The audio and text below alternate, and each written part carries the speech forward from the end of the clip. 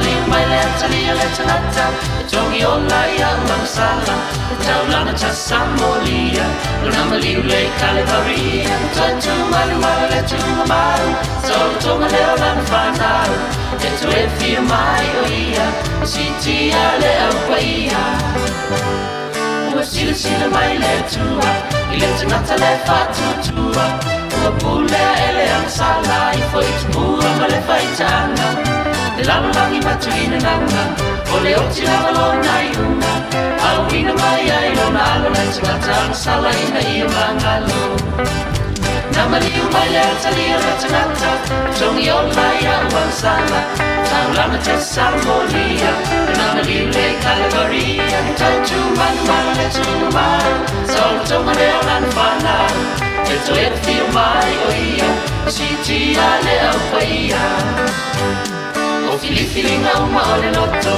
Pulea uma le ti au polo O le nga oi wha mawalunga Inga au foi ma le poula Nganu e nga ia ala tino Usena o na o tatino Au ina le tua lo na alo le tangata Sala ina ia mangalo Namaliu mai le atalia le tangata Tongi o lai au wangsala Taulana tasamolia Namaliu le kalevaria Tuatu manu mara le tumamaru Tau tonga leo lana whanau E to e fia mai o ia Sitia le au paia E to e fia mai o ia Sitia le au paia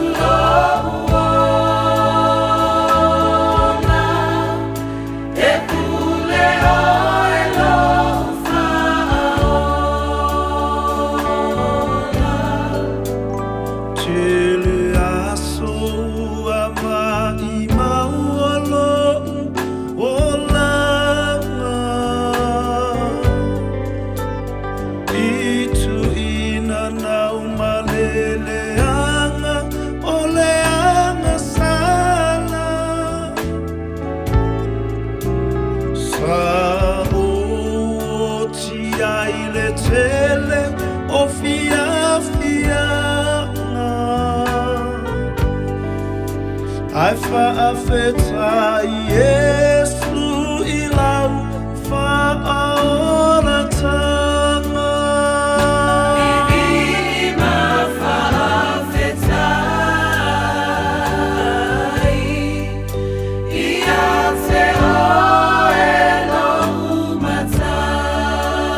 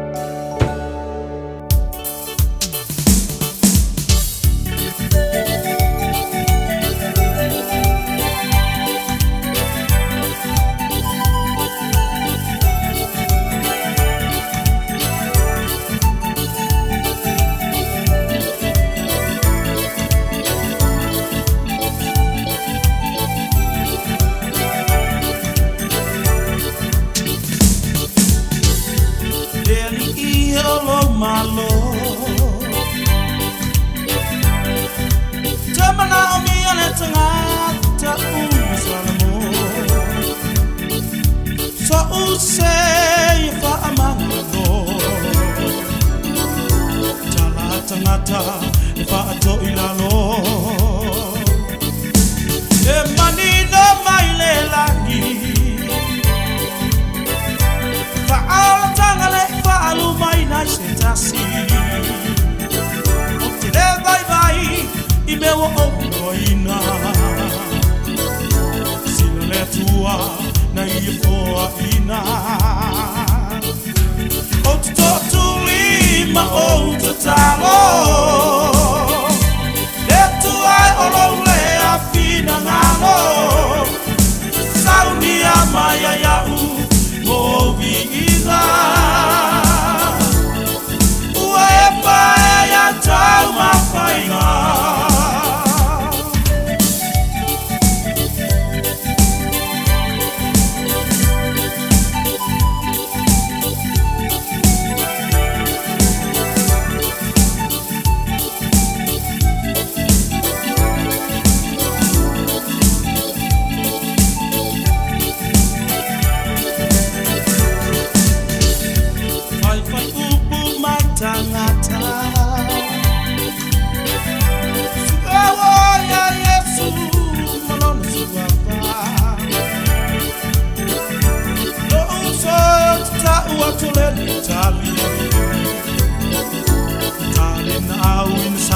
Mai le langi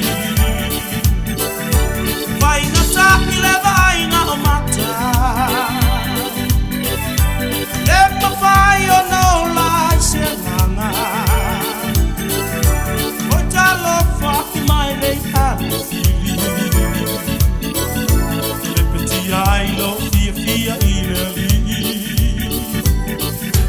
O te totu lima o te talo Ai o lo lea fina ngalo Sauni a maya iau o viinga Ua e pae a tau mawhainga O te totu lima o te talo Le tuai o lo fina ngalo Sauni a maya iau O viinga Ua e pae a tau mawhainga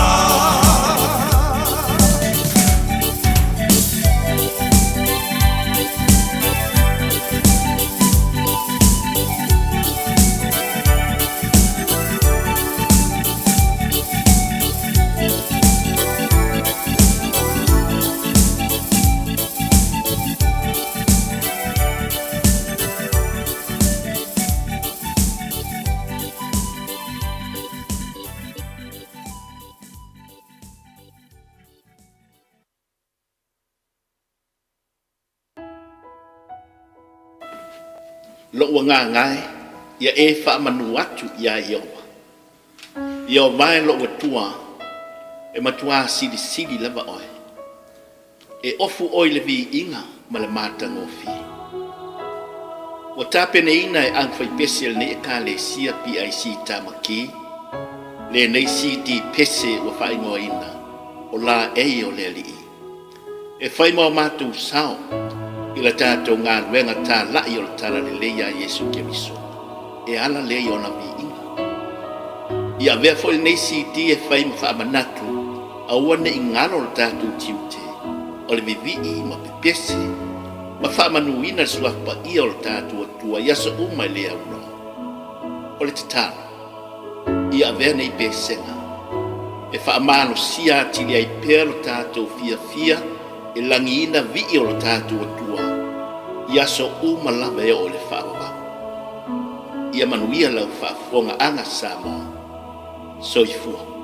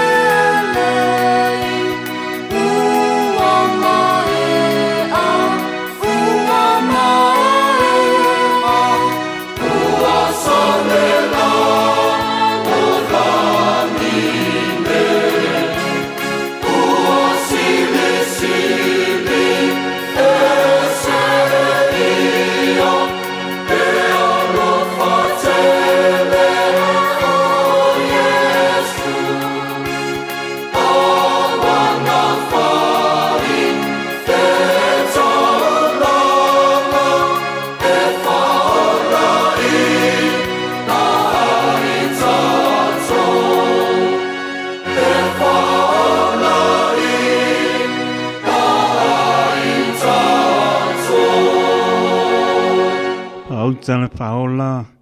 Kalesia me tisi mai le pionga tona. Ina ua. Tulai mara tātou tai le ua lua spul mara miru te wate ai le tulai lima. Tau tua si ponga Samoa su lima i batoru a mo. Le pia la sa lua spulono. Oktopa lu lima. Tau sa po ilea lima sina. Ileanga leo na matai. Pāptai le tua. Maua po intau mapa pa le nganga ni aso le ulu pa le atu lana pa nau. Pa tua malu e fia tufi tau pao tau mapa pa le nganga. Ma lole pa malosi ai tapo inga ne aso. Aberbi inga i le atua. Pāptai po le upinga runga tutofi. Tupene ina poi. Ia mfora poi le tala le so ke riso wani nganga ia ina mo ia mrona malo. E te tūnau lo mrian maro tātou tunu i moto malawa. Yo atunu e mamau, i e meswa nisi la tō i lungo le ala, u whapenau nā ngā tu i moto malawa, tātou lava long tia pe i tātou, i le anga le lei mai o lo tātou matai.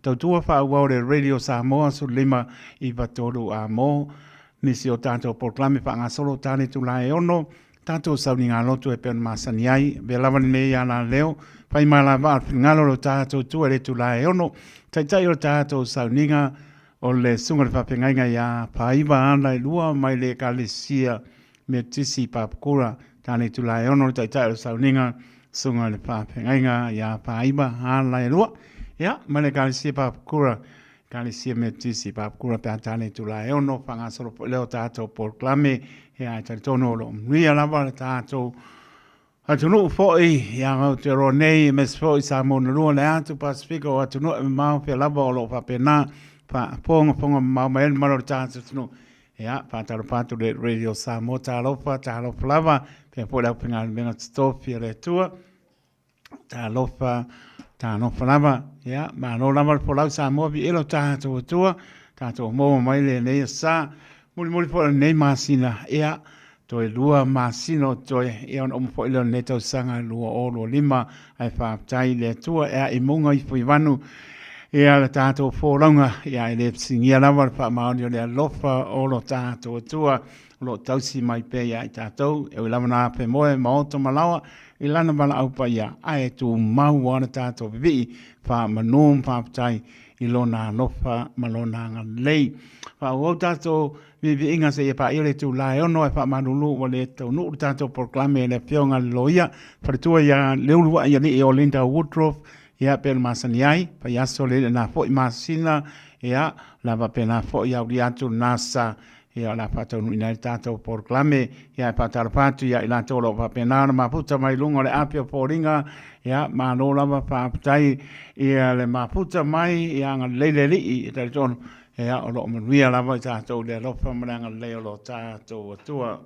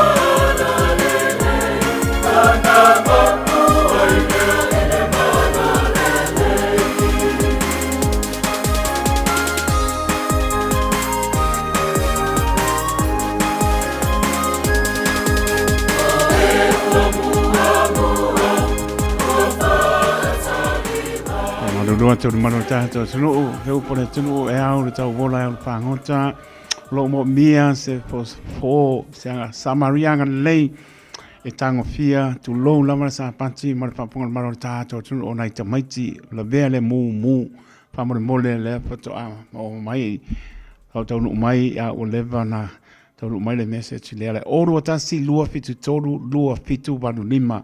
Oru atasi lua fitu tolu, lua fitu vanu lima.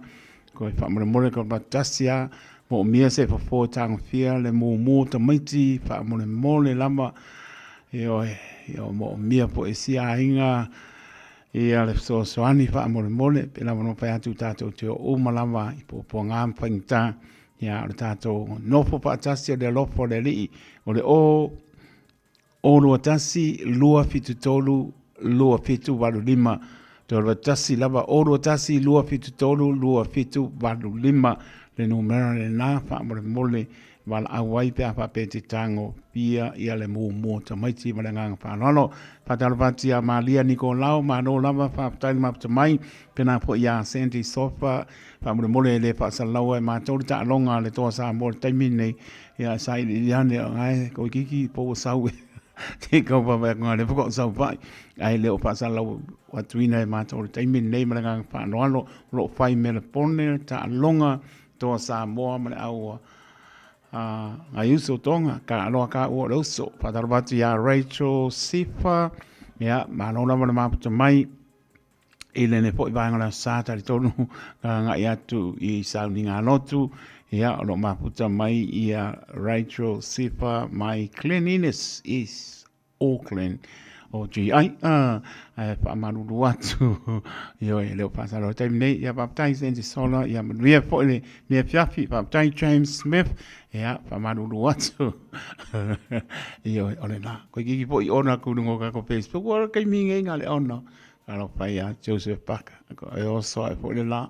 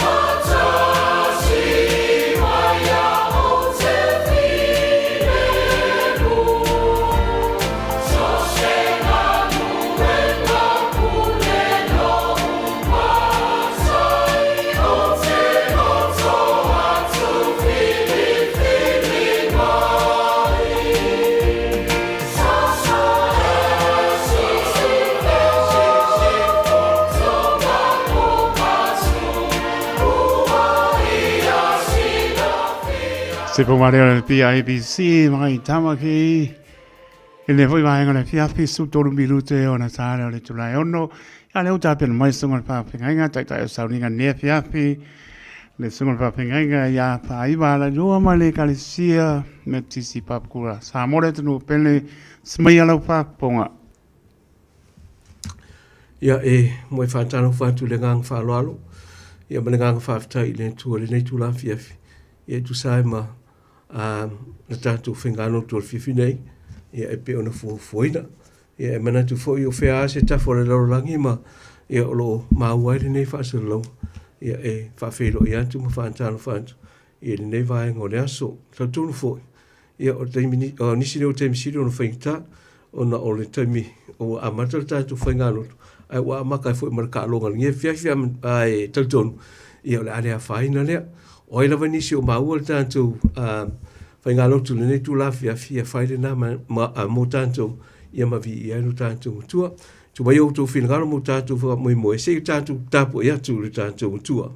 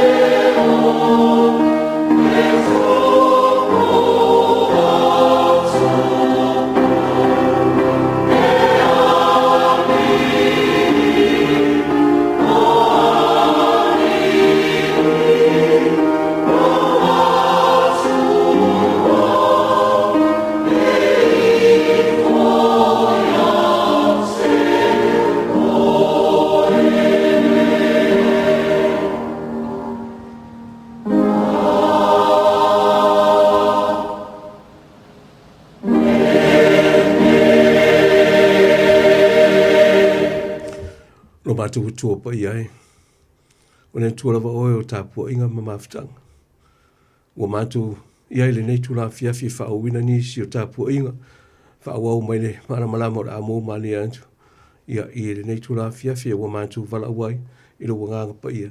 Ia se ia sosa ni mai mo i mātou. Ia amata mai ule nei tāpua inga. Ia mo se whiinga o oe lo mātu tua le nei tula fiafi. Ono ke riso lo mātu o li imo lo mātu wha o lo mātu wala au ia matatalo tuai. Amen. La tātou pese atu le pese ua saundia mo i tātou. Thank you.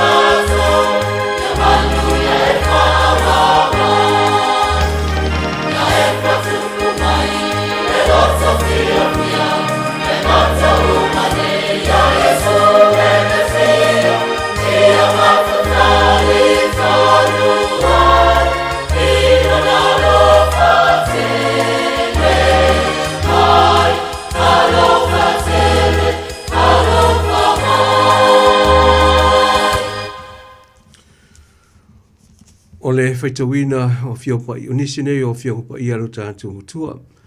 O le tusi whiwha o ngai na nei tūla whiawhi mo mwelele e wangali anuka, o lona mata au pwes fulma leono.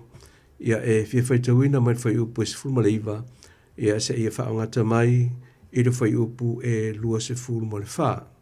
Ia wha funga mai ia, i le whaitawina o whiopai i alo tātou mutua. O le tasi tangata mau oa, o ofu le ofu pā au li, male ia vai. Ua tari le leia lava ia so uma.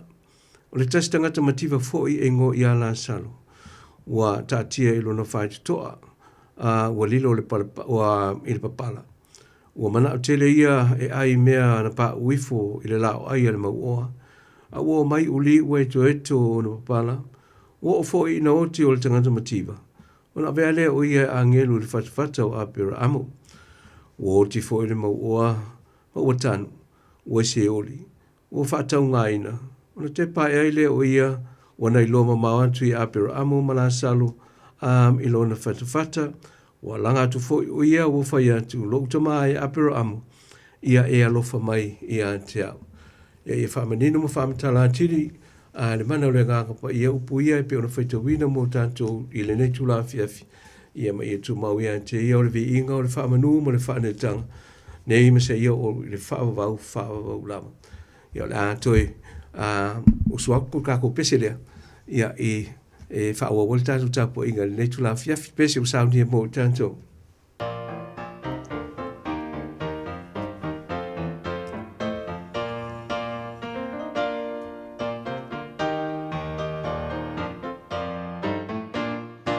Ia tātou whamalosi whaasanga ia Iesu. Rata tupu mani, la tupu mani e tonu ai. Rata tupu mani e tonu ai. Tonu ai tata o lana fi o ma se i tosi e i ai. Ua whape mai o lana. Whewela ia mai ua ia te au.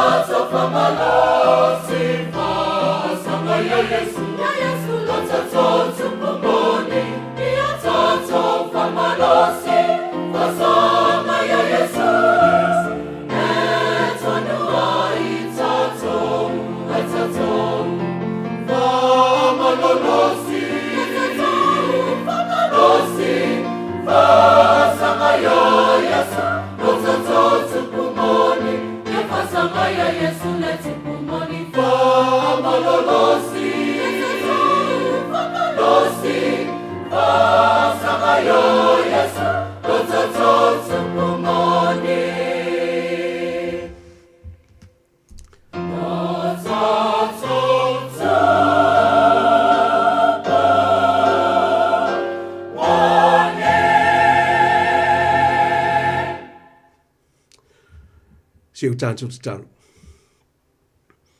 Anganga pa iai, lo mātou fiso so ni siri.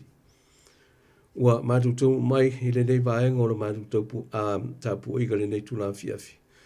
Ia ua mātou sauni foi e whalongolongo i se whiau o le tala le lei mo i mātou. Ia ua mātou whaadau anau i le nganga whaaloalo lava i lo nganga pa ia. Sa ia e whetalai se whiau o le tala le lei mo i mātou. Tala ina foi, whina ngalo mo mātou whaamoe moe. I la ngona i la mātou whaalongo. I o mātou loto manganga. Le winga o lo whetalai mai mo i mātou. O no suafo ke riso lo mātou wali ima lo mātou whaola. Ua mātou wala au matatāno atua i nei. Amen. O se whaamalosi mo tātou i le nei tula fiafi. O no tātou malanga whaasosol pēr i vai tau umi le nei. I le tusi whaita waso le vai tau o le Pentekoso. Mai e whoringa o le Pentekoso luas furu le nei o tātou iai. Ia ele nei foi a fiafi e pe ona faita wina ia matatu tala no ai tala man fata oto ia la salo mo le mo o ia o se tala foi po se fata oto wo loa ni si le fia mo tanto wo loa man tanto i loa peta ia le winga masani foi le tanto o lo ka ko faita so se mea ia pe fa longo so foi se mea ona folinga le wo faiti tia pe o le ai foi so na nga ia mo i tātou. E kai pe iau news fo ie po telefou mai le aso i lau whaafonga mana tātou whalongolongo. A whai whalongo so i ia tātou, ia pe whaalua fo na tātou o na whaafonga mana tātou whalongolongo i news mai tāiau. O na fōringa leo o se tala ua lewa. Ia pe i fōringa ua lewa ua whainga tā fo i ona ia maunga tāla tātou whalongo. Ia mai whalongolongo i ai petai. E leo le tū le nā e fia whata waina, le nei tū la fiafi. O le tū e fia wha mawhaina. O le a se a fianga o le nei whanta o tō i lo so i fua malo uola. Ai o le a fo se fo so ta inga o le nei whanta o tō i ta iala lea ia ua o tā pena masaunia mo i tātou i le nei tū la fiafi. O le tū tā ua na o te fia e ta iala ai se whaso atu. Ia e mai se alo whaafonga mai sa mo le nei tū la fiafi. O le ta iala, ia po le sini po le au tū ua o tāpena i lei fiafi tātou te whaasoa ai, e whaapelo na whaita wina o le whainga sao o leo langa. Ia e lona whaapelo tānia e tau na whaapea, the right view of life. Ia o le nāle, ia se ta iala, ia o tāpena e kako whaasoa ai le nei tū la fiafi o le sini. O le ale mea tau o le whainga sao leo langa. O le ale inga sao leo langa. What is the right view of life? O se visiri wa o tamo whai tau lai e se tala noa. Ma se whaaso atu i le nea fiafi. E whisota i ei tātou i le tala ma le whaata oto lea Iesu. Ia peo na tātou whaita wina. Whaata oto i le i ala salo. Ia ma le tangata maua. Ai koe fo i ala ka kore visiri. O le ale mea tau o le wa inga sao leo langa. Ua o mana tua se tala, stasi o tala sa o whaitau wai, o le tala i le tangata maua. E whapea ua lata lava ina oti, pe o umala ala tanata ina umalona soifua. O na wala aule i le tua, wha mon mole, ia pe mawhaiango ua laku ma baku se mea tāua o le olanga ma le soifua kare nei, lea o te iai. Ia o na mafu whaule le tua, po le ale tali e tauna tali ai a le visiri a le ri maua le nei. O na whapea lea, o na saunoa leo le tua ma whitalai atu, tangata lea, tangata maua ma whapea atu. E kasi ale kanga ke sau mooi. Kasi le aiteme ke sau mooi lunga nei. I ona fia leo le li lea. Ia leo matanga mai se mea sa taua na wai ma wala wai i le tua. O na alu lo leo tangata lea maritanga. Ia wala u mai ei ma whao mai auro. O loa tā ua ia sa teu e le nei tangata i lona o langa antoa. O la ia o tamu whai, o le alu ma ave ia. Nā alu lea. Alu lea ma ave le tanga auro lea. I le rangi. O na tau otu lea. O la e tiute ia Simona Peteru i le whai toa. Nonga siri mai leo Peteru. Soli. O hanga mea ki sau moe. O la nā tanga i ke sau moe. O le wape atu lea o le tangata nei. O le tanga leo ki sau maa. O le kanga aulo. o mea upito sili o na tā ua le rolangi sa au te wina. Ma o mafau fau, se aso, ia pe a whai e mawai ni o langa i lo uola, a au na usau leo maa, e au mai e teu wai le no whaali i o le tua. O na wape leo le tana pe tu loa sole, ia whaafikai la wa e sau. A o lunga nei, e leo mea ngai wholai le no whaali i o le tua. O lo ia mea ka ua maa mora pa ia, o lo wholai le no whaali i nei, lo no winga. E le tau lia mea nai, ke sau mo oi lunga nei, o mea na e ngata alo na tāua i nei, i le laurangi, ai le kauria i ngei. O winga masani o le olanga, na mafuai na tu si e se tasi o tu stala lau loa. Fa mai al tangata leo Mark Twain, o se tasi o tu stala lau loa, yeso ia. O le laurangi le te soifua ma o wolai, e le ai ase me o ai ka lafua i a tātou. The world does not owe us anything. O le laurangi lava na tātou o mai o iai, ia makako koi fo i aku, au tuma pua le laurangi. O lolo winga, ia po le manatu tā ua le tangata nei, mai tu sala, e whapea mai, so ia, kako ki kamawhai manau nau e whaamalia le laurangi. O vai le aise mea tasi o ai kala fwai le laurangi, ia tātou, o tātou foi, e o mai matoe o ese atu, ai tū mau pea le laurangi. We come and go and the world remains the same. O le tala po le whata oto lea sa kako whaitouina, e mawhai ona o whaupuina o le whata oto ia po le tala le mau o valea. The parable of the rich fool. Aisia. Wa le seo na ingoa. E le se ingoa le tangata mau o lea o ta ua le tala po le whata oto lea. E pa ualfa amatalanga lo o mai e luka e winga e tangata lea, e ofu pauli. O le whaelonga o le tangata e tupunga mai se ai ngā tupu. Ma le ie mawai. O le whaelonga o le tangata mau o le tamau ainga. Pa wai o whaamatalanga o le tangata mau o le tala lea. Ai o se ingoa e le ai. Ia i esi kanga kai soifua maola le laulangi le e le se ingoa. Ai o ai e fia tala noa. I se tala i se tangata i le se ingoa. E le ai asu si o kako e fia kalongoa le mea. O le tala po le whata oto i ala sala mo le maua. O se tala o lau si le fia mai loa. Mea umalo tupu ai.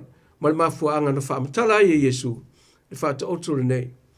Ia se tātu whaava ai matala tana noa le wainga. E le tala lea ai mai se. O awala o mai e Yesu. Tangata ia to lua. E le whata oto le nei. Mua o le tangata maua e le se ingoa. E whoninga mai o le tangata maua o le tala le nei. E leo skaka leanga. E leo skaka anga sala. Pe ua whaia ia se me se i ala salo. E le ai. O se tangata inga lua maalosi. Ma fina finau. Tau iwi le sa i lingo le oa. Ma le tamao ainga. Pei wheo ko kele o kako Yesu nei. Na nga lua maalosi a ia ma fina finau. Mo le soi fuanga le lei. Ma le o langa solo manuia. O whaapatalanga amata i o le tangata mau o le tala lea. I leo whaapea mai fo Yesu o se tangata leanga. E le ai. Pei tai. Pau alo na whaafita auli. Ona e po pei e fōringa mai. Sa nga lua ea o ia. Mo ia lau.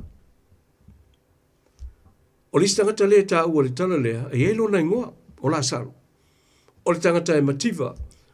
O le tangata e homeless. E mai pipili. E ola i toi mea ai. E pau ale mea olo i ate i o le ola. He's just a survivor. O tangata i e tō lua. Ma la ua tala anga pa whaamatalanga. Wa o mai e whaata oto lea Yesu. Wa o koma whai kakai mai e whaata oto nei ma mea olo tupu ai. I lalo le sini po le ta ialo lea on pe ono o whatuina le nei tū la fiafi. O lo o whapea mai.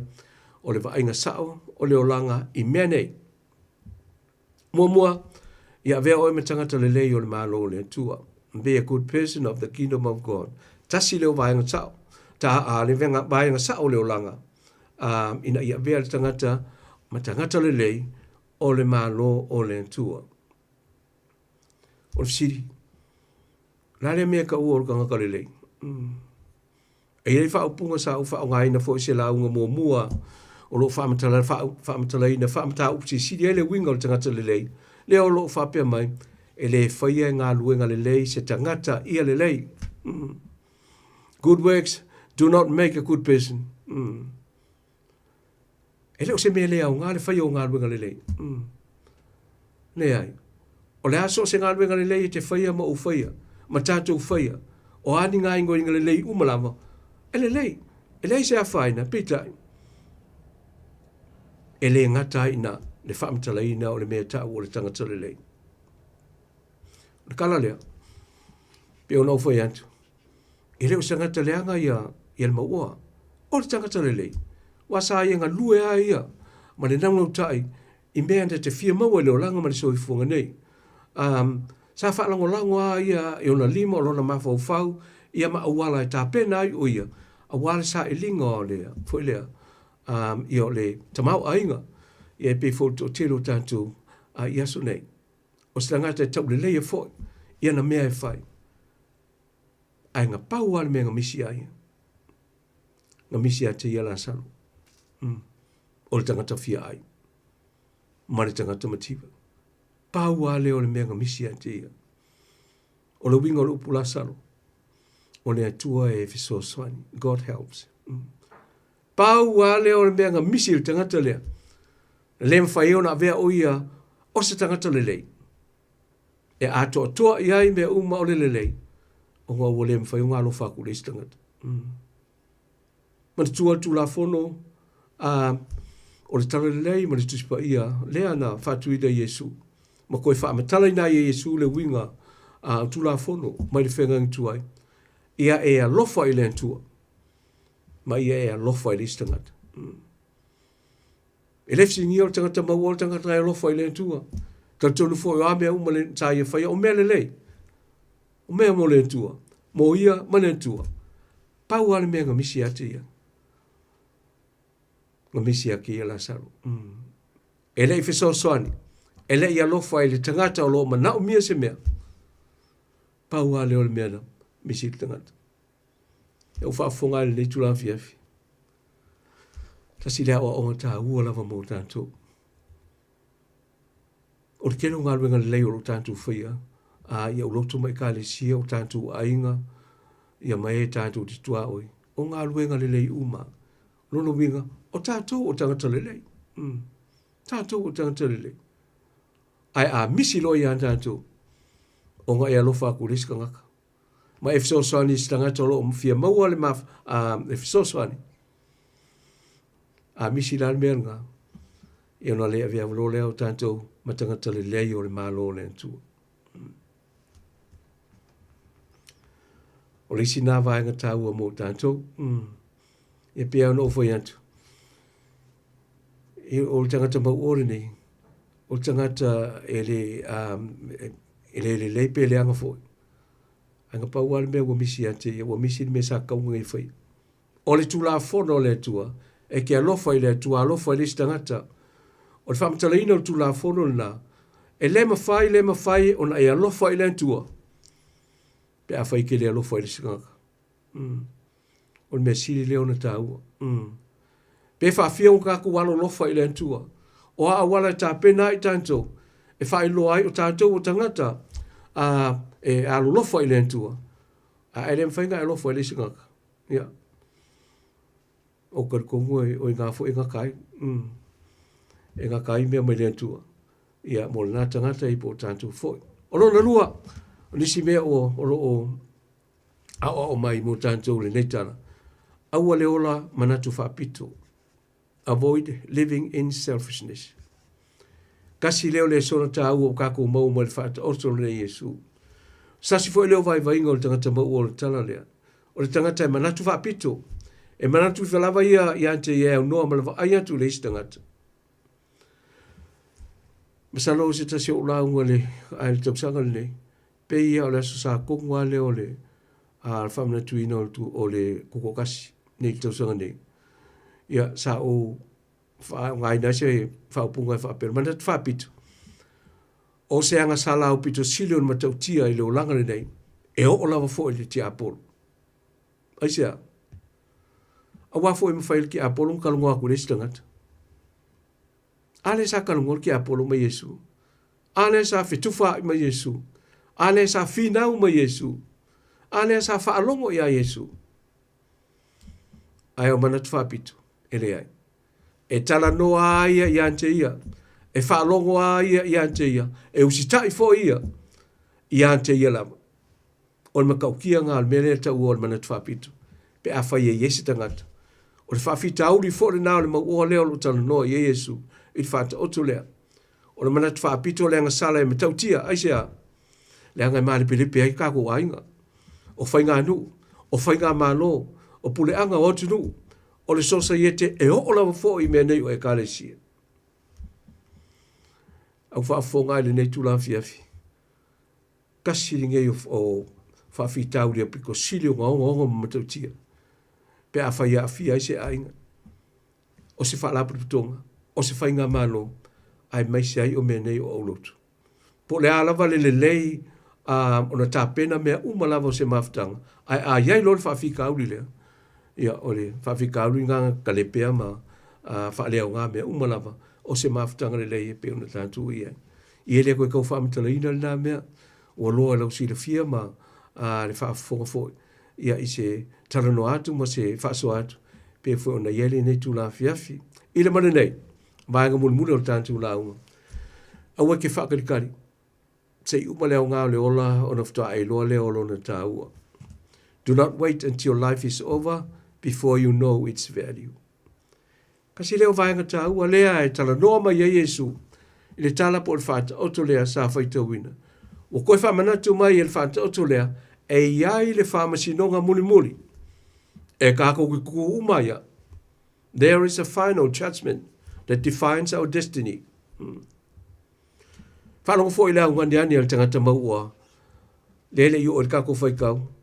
Aperamo, whamole se ikuli mai se ka waku. I o uso, maro ainga, e iele whamasinonga muli. E fua iele o langa, e so i fua maola i le laurangi. Ai le i ka ngu mai nei. Ewe mai aperamo. E no kene il mena, le ai. E le mawhai. Olo iei mose malau perfecta lolo. Ile lo lang. E whaalongo iei. A whaila ele whaalongo ia mose malau perfecta. E ole ngā. Ole i unga forena. Ole mea tau nuo iei. Whamasinonga muli a lentua. Whamasinonga la ngā. Le sa kuwela saru. Mala tangata maua. Ni tala lea sa whamatalaina. Se lava whamasinonga tangata i ante ia. O lona tau nuunga forena. O le vaenga muli forena ma lea o ngā. Ta ua o le tātou whanta oto. Aua ke whakari. Se ia uma le ola o na whatoa e loa lea o lona ta ua. I se si whaupunga. Aua ke whakari se ia o ma leoti. O na whatoa e loa lea o le ta ua le ola. O lo e so i fua. I whapena fo i antea. Ma o wolai. Aua o mea tātou te whai e lalo nei. I nā fo i e fua i ere mea. E tātou te tau nuu i ai. Ia pe ama vai leo langa nei. Sa moai ma le whaafonga mai le nei tula fiafi. Nai vaenga ia. Ua o tāpena ina e whaamatala ai. Au le ili whaata oto lea. Morona winga. O ni au onga. Mo tātou o lo whaitau pea i ai. Le nei whaata oto e masani. Masangi i kako whaitau. Ai o lo ieni au onga tā hua lava. Ia e tāpena i tātou. Ia wāre mawhitanga mo lo tātou o tua i leo langa nei. I whapena foi. I leo langa atali. Ia pe a whai tātou te o ese, ma le rolangi lea tātou te iai. O le kaku la unga fore nā, anga le lei lea tua, ia whanu whale i utou whinangalo mo tātou wha moe. Ia upu ia sa tātou tananoa, ma mafutai e mai se foi, o le whata oto Yesu, ia e pe ona whaita wina ma tātou wha soai, i le nei tūla fiafi. Se u tātou te talo. Lo mātou o tua pa iai, ia ua mātou iai le nei tūla fiafi, ia pe iau na isi le fia o le loa le yaso i le tele o e kalesia ia mamatanga luenga ia po nisi fo i vaenga ia sa ia i tapu ingo le yaso ia wala e whaatino ai ia ui aina ese ia wala e whaatino ai ia e tasi a le aunga o lo mātou tautununga e tasi fo i ta iala mo i mātou mo ia tāpenanga umalava ma tapu inga e anga i umalava ia mo se vi inga oilo mātou tua o hafo ia wala ua mātou tau mwhai e whaamatala ai. Ia mātou mawhitanga whai ma oilo mātou tua. Ia o nisi o wala tā ua ratuspa ia. Ia e peo na whaamanatu. Ma whaita wina pea. Mātou wa o oina pea. ina ia mwhai o na mātou malama ia wala mātou te tape, mātou te watu ai, mawhisota i atu, ia masaili atu ai, ia te oilo mātou utua, i mea uma e mātou te fia maua i leo langa a mali soifuanga nei, soifuanga nei, whaafteitere. I lo wanga le lei, malo lofa sa tau ata i e tapua inga uma masauninga. Ia o nei aso whaaftai fo le soifua, ma leo la ngā lulue, o lau whanau whaatuatua, ia wala sa whaatino ai tapua inga o nei aso a maisi fo, o se whaasoa le au whainga luenga, ia i le nei fo i aso i le whalisa, ma le whalisa, ia e tautonu o nisi o wala, e tahua tele mo i mātou, i la mātou malanga, o lo whaia pēa i nai māsina a mātou le nei tau sanga, nona le nganga whaaftai tele, nai mātou o mātutua, o lo tapo ia whaiva matiute o le au ngā lulue, ia mai se fo i o alo ma whanau, whengai ma o onga mai le aso, i le ulu fafo, ia ma le ulu whale, ia i taimi māso, ia e pe ona fuafuaina, ma whaatatawina i poro kalami, mai le aso, whaaftai tele lava, i lo wanga le leo, whaasoa mai mo i mātou, ia i tamau ainga o mātou whaunga aina, o walita watina aina, nai o mātou whanau ma ainga, mai se fo i o i kālesia, ma le tala le lei, anga i atu i le lumanai. Wa le ngā whaaftai tere le li ie, i lo wala uina o i mātou, whi au mga luenga o le tala le lei. E ui au i mātou ni au nei vai ma vāli lea, ia e mātou te whalango lango pe i ante oe, e mātou te maua le tō whāma i ante oe, ia tā pena tiri i mātou, mai le loloto mātou vai inga, ina ia vea ma fisoso ani siri, ia e mawhaiona mātou ngā lulue, ma whaamatala le winga moni o le tala le lei, whaatala le lei nai, mātou mo mātou ainga ma mātou i kāresia, i awala e whaatino ai, e whaaftai fo i tāleni ma mea lofa, o e tufa mai, ia mo i mātou whaonga aina i wana tāra whia ngai, ia na ia whaonga aina, wa ia le tawati na ino lo whina i so se vaenga leo langa, so i fua ma mātou ngā lulu e ai, ia whaaftai fo i le whaangaloina, nei tu la fiafia, nei ofisa whaasa lau, e le whionga ia taito, ia me se fua le o ngā lulu e, whaaftai whaamanoina, o lātu awanoa, ia mataimi, e lava, i le te leo tiu te mga luenga, o lātu vala uina le nei fo i asoi,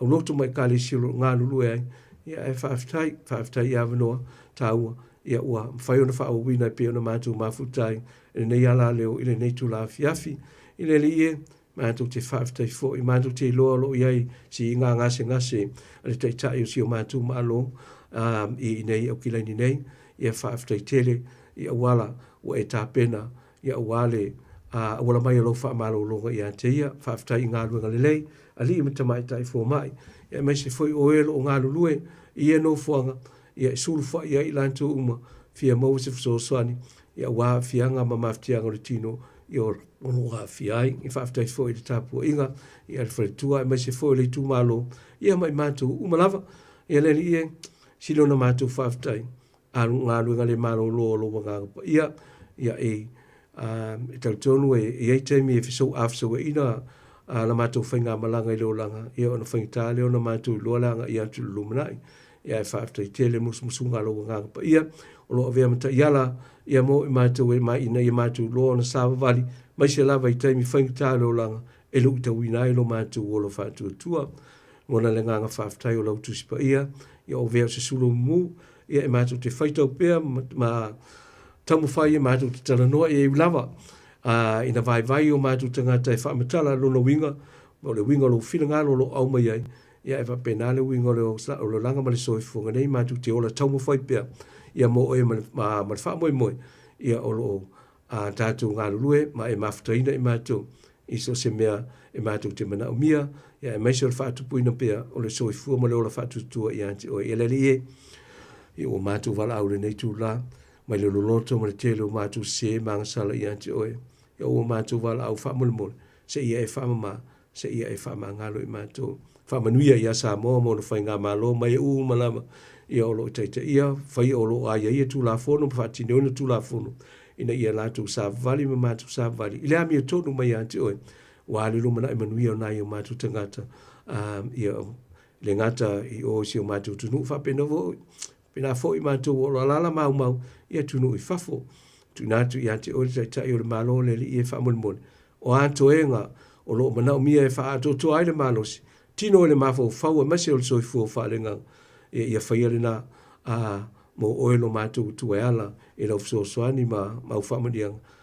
Ia te ia fisosoani fo i ainga uma ma i mātou uma ia ulo whaiere whaiva o tāpu. Inga, ia whafuloa aso le soifua na i mātua mātutua. Ia mau fōle soifua whaupopo pēr mai le aso i le aso mese o le mawhitanga ia ma oelo mātou tua.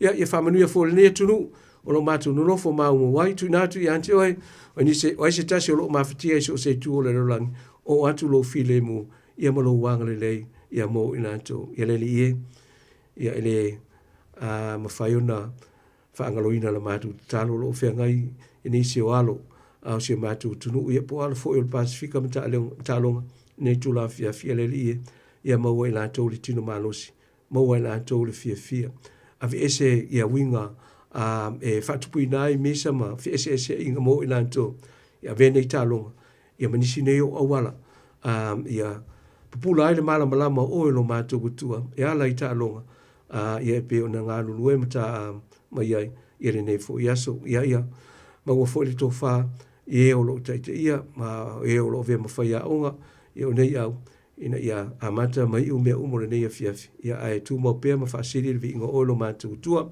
whaamanuia ia taito ma nei ofisa whaasalau ia manisi foi ofisa whaasalau o si o mātou tunu ia wale longo pu ia pēr o mātou o tunu iso se tafa o le rolangi ina ia sira fia mai loa mea uma o lo a fia i mātou leo langa ma so i funga ni o mātou talo lea whaamole se ia Italia ma e whaafonga ina mai ma ia tu mau i mātou lunga o malawa le manuia o le file mu le lofa tu no oine e tu o tasta ma le alo ma le nganga pa ia nei se ia o le whaavavau lava. Amen.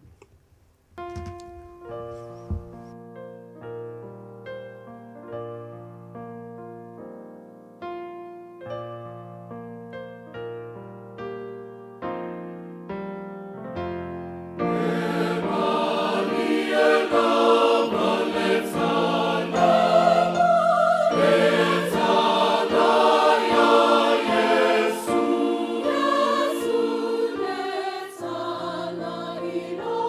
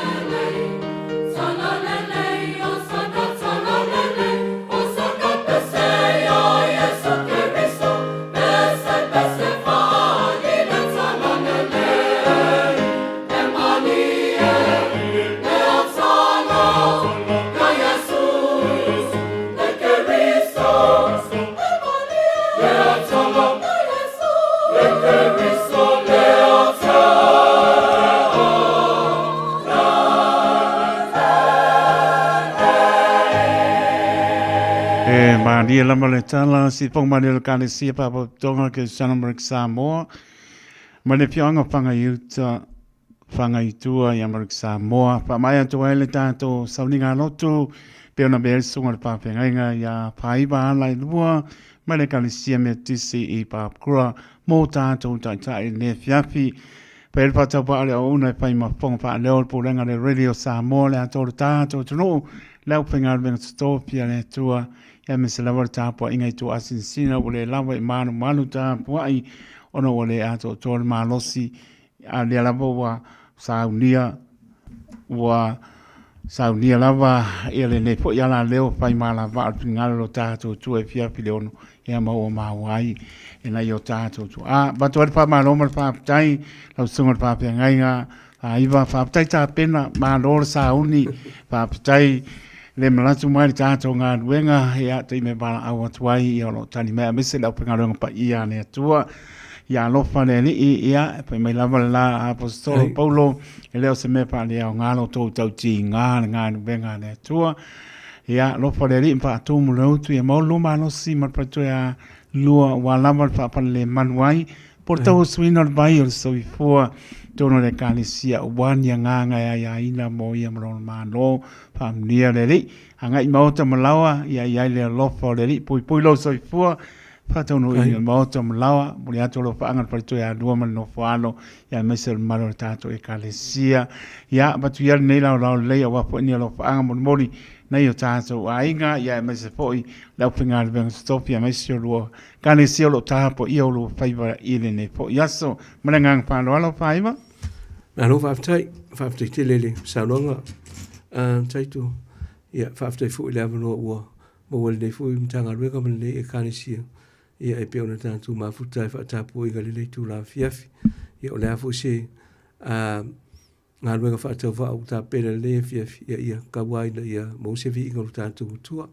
Whaaftai tere lawa i lea wanoa ua mana wala uina fo. Ia e peona tā iairin ngei kū la fiafi. Ia e masaloe ia. Angana leile tua le tapu i ngā sio tātou tunu. Nai mātua mātatua. Ia la mawar soi fua le le ia te utou. Ia wafo ia, oi fo inisio lo a fia pia i mai mangasi ngasi o le tino. Ia le anga le lei o le tua, ma wha amalo longa. Ia te o tau, oi inisio lo a fia ngai ma ftianga ma wha noa ia no le wala au pa ia le tua ua fia i se ainga o se nuu ma se ka le sia. Ia ia le ma whanawhana o le tua ia te o tau. Ia alo whakele antu taito. Ina u fionga, ia manu ia whaiva o le ne fia fia lofa foi. Ia le whalatua ia filo i oro. Ia ma le tua ina foi. Ia masio tau e kalesia, ia alo fatu fo isia mako e kalesia, ia ma ainga fo i mai e umalawa, ma umoi fasa la launga, ia ele netu la fiafi, ia manuia te leina, manuia fo le kapo inga, le fo so walu fale ako ke moko se vaenga o ka alo, ia o tātou le nai netu la fiafi, manuia fe au mga luenga malawa singa uma, ia o le nei aso ma le nei vai aso ua amataina, ia o se manatu lea ia whaafkai kere mo lea manoa, ia soifua ma ia manuia. Te le lava la sunga, pengai paiva, lofa te lea te pasa i poia.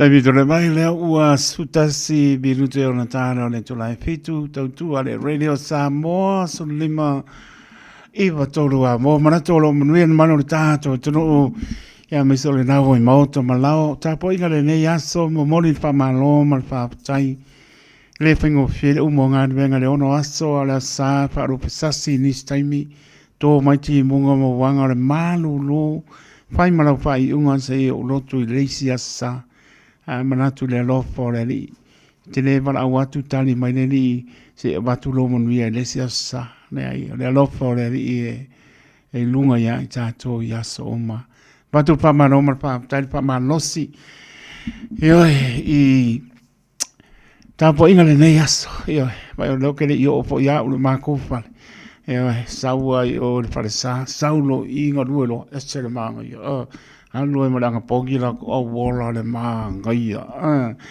ia pa tali fa malosi mano le tato tunu i tapo inga le nei aso fo i mi inga le tua lau penga le mutu tofia le tua fa mano fa tali fola te pere ino la unga le nei aso vi ia lo tato tua alu mali mana le opo tu fi tau fao tau mapa pa le nganga nei aso ia o le tangata la to pa pena watu au le manu e te mo o mia tau mapa pa le tino e ke alu am tau mapa pa le tino watu e te mo o mia tau mapa pa le nganga ia o le na e te alu am tau mapa pa le nganga ai pa malofa aptai le nei aso i tapo inga vi ia le li ua nganga ipo le la po le nei aso ia o maulunga le anga le leo le li ilo to soifua maula tato wola so pa mana tato li o Yesu ke riso patalopa atu ai so se mautanga singase mauto malawa talo fai le whaingo fie fia ngai ai fo ima ngase o tino e le whaingo fie ia ai la foa i le li malana pa mano longa e le siling yalon pa maoni lana whamarolonga e pa i atu pa i maora tātou mālo si tātou te au ngā mo ia marona whingano. O lo whātua tua e te mālo roi. Leo vai atu sulua ia tō Samoa ai lei tonga. Sulua tō Samoa lei se ai ako. Ai e manuia. So se maota ngase i maota malawa a lofa te le atu. Ia le whamarolonga lo tātou ri. Tau ia o pesenga pare nganga o vi inga lo tātou atua. Whai ma vai marua e ta oto ai i lunga lo mwenga. La ngona ti ngā tino la fua ai le fua mai e fua mai. O lana whamarolonga tau te maro losi ai. Aolo whatua tua e te maro roi.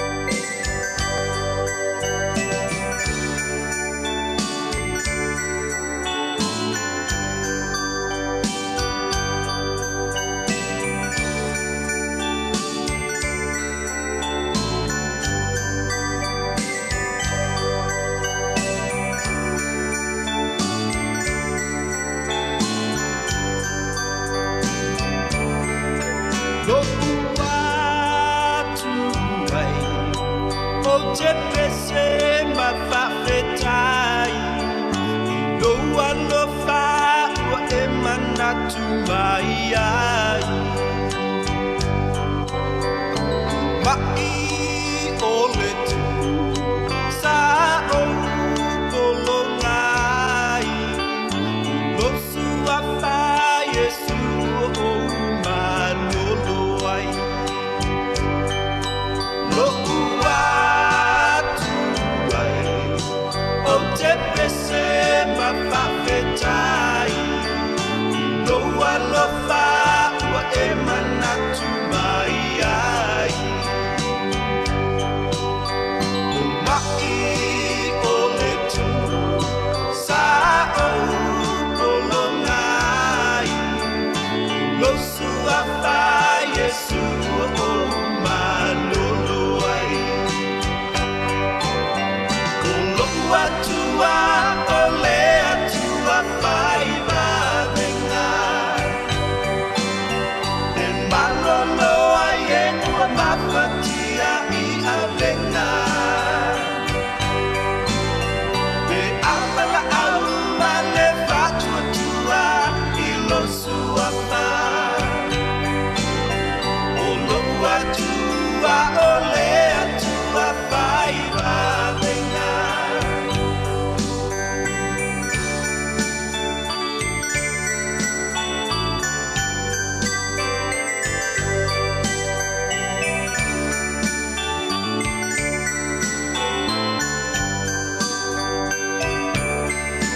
Mea uma e whaingata I manatu o le tangata I whaingofi e a whatua tua I no sua wha O le tu I ngā atu Mea uma te popo le ai O lo atua ua ia lo whamama natu mai Mea uma e whaingata I manatu o le tangata E whaingofi e a whatua tua I lo sua wha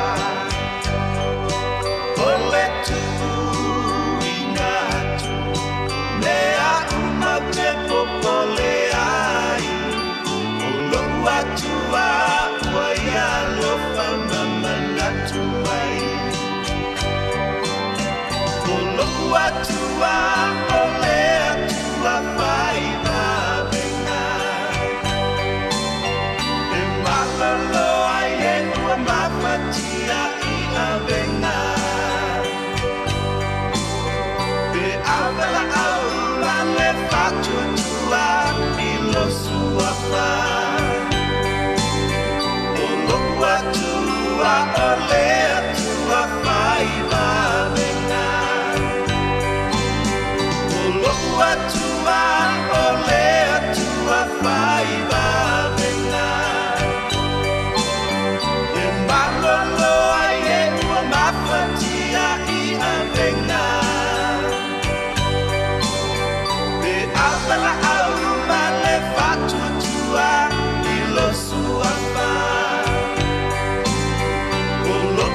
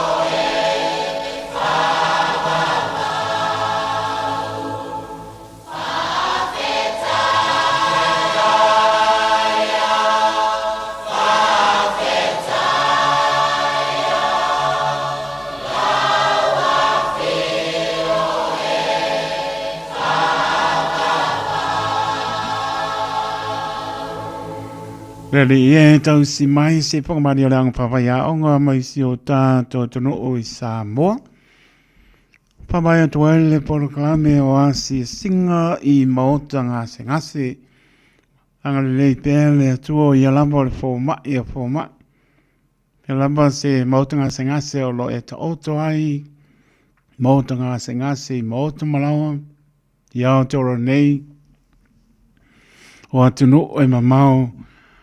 Alofa le li malana pa mano longa e pa iatu pa iane pa ifo mo le mano si tato te au ngā mo i malon pin ngalo mo le atu le to sui fua tato wala le sau mo mua spa ponga le tato por klame o si singa i mauta ngase ngase spo vitu mo le minute wa te ale tu lai fitu i le tautua de Radio Samoa so lima i watolu a mo Tala tātou leina o aso i pua mano le tātou tunu a pape maua le a manoa ia mala o mai a manoa tātou emaili on the air at radiosamoa.co.nz Facebook page malungo le YouTube channel ia maua manoa mala o mai o aso i pua mano le tātou tunu tale tula e vanu toi whaolola le unua i alofa tale tula e iwa manu malo le upomoni tale tonu tau lunga e pua leo stau tua le nei pō mana nganga pa anuano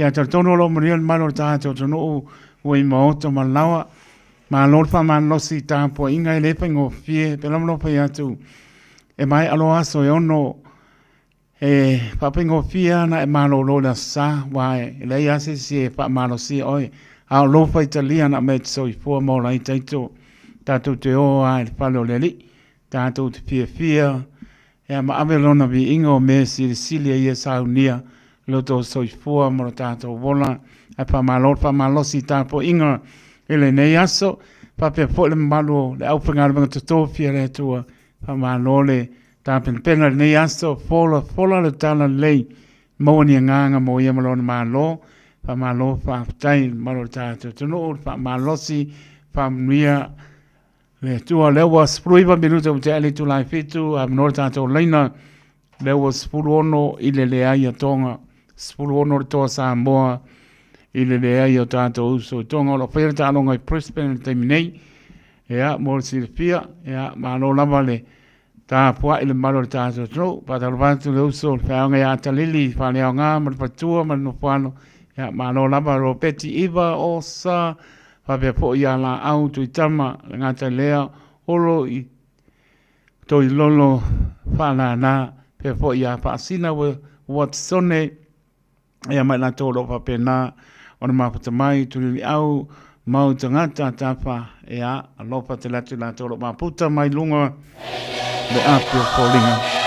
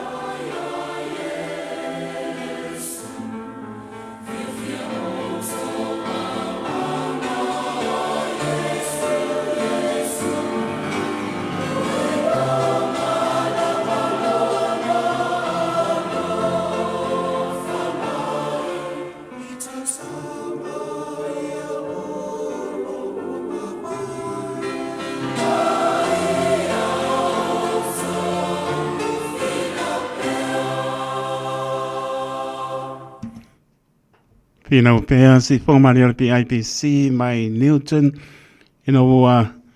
tulan maltato taimi luas fu tolu minute ona taana le tuna valu tautua le radio Samoa sulima iva tolu amo o le inga lea saunea le e kanisi papotonga ke siano Samoa mai manurewa famile o aso i fu le malo tato tunu itamati na o so matua fa pinsa la mana fana witi o to umana man famile to aso i fu le so yang lele li toi fa popo nisi tau sanga stele so i fu mo lai tato mana tua pe ya be pe tato e faya lo na pe ngalo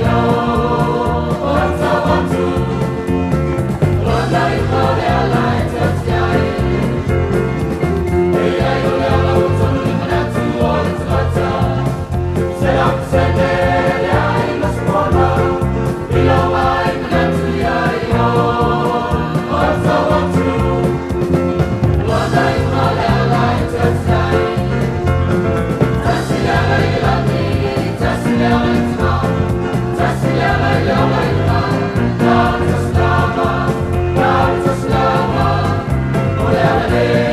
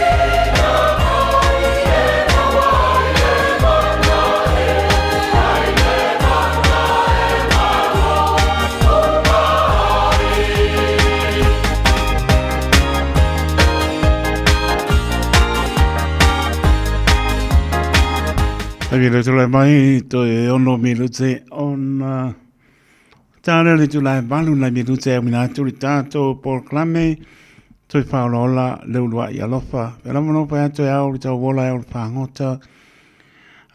Tasi e tang fia mumu ta maiti tu lo le ngana ban po le saba ia le mala au le oro tasi lua fitu toru lua fitu balu lima lo mo mi se ainga whanau o mo molo tinga ina taimi nei pa mole nei wala au iei pa pea te tang fia ia mai o tamaiti o le mumu o lo ta o mai o lo tasi lua fitu toru lua fitu balu lima o lo tasi lua fitu toru lua fitu balu lima male nganga pa lolo leo ta pena mai sunga to ina ya toala manu foto pa pono le tato por clame to pa lola leo dua ia lofa tale tonu male ato male au vao no nisi po I to ngia lo fe ngai e po I hela penga benga te tonu ya dia le ngal le matai le nava yaso ya te tonu ato male lato o va to pa lola leo dua ia lofa e sma ia lofa ponga samo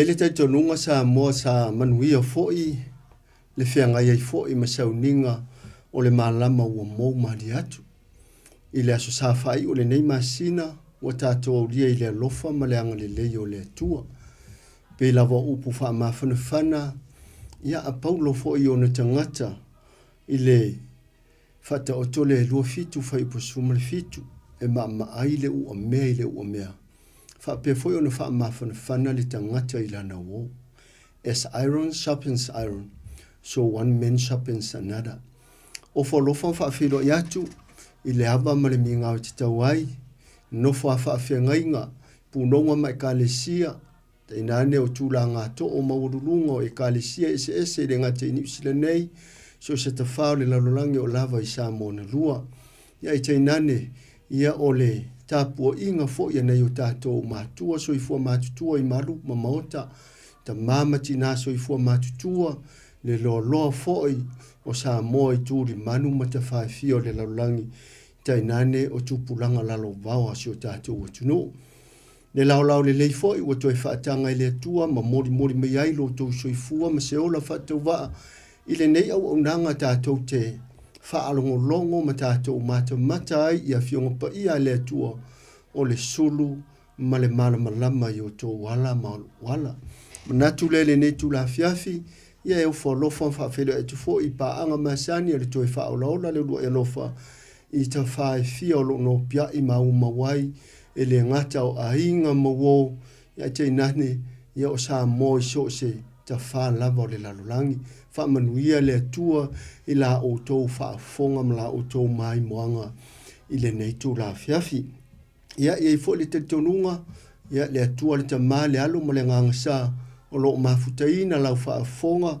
ia ma le tala no atu ia fionga pa ia le tua e fa pena o na fisoso aniane ma fa alua le nganga o le tua I lau fa fonga mai le nei tu la fiafi sa moa nisi fo I lo mai moa mai tu tono maota ngase I fale pui ia e maise o tūlanga fita ma whangatau le oi ma le tangi o no tūlanga o maftanga pe le mai wa amia le oti pe ona le mafuta mai fo iniso le auso ia po le auva fo ia lo mafuta atu fo iniso fale le wasinga I le afia finei ia e le ititi fo I le nganga whaaftai o I lava e to tasi le sa we faatino le fasoa ma le porkalame ia e to tele angelu o le langi tasi ma le ngaluenga mana le nganga po ia o mafuta ina I tātou le ne fiafi ia I lava no fo I ma le nganga whaaloalo ia o lo maua le soi fo maulunga sunga le matua taulangi sunga le awa o ia taito ia ma le au onanga ia fiafi o sosate itasi ma lo le tautua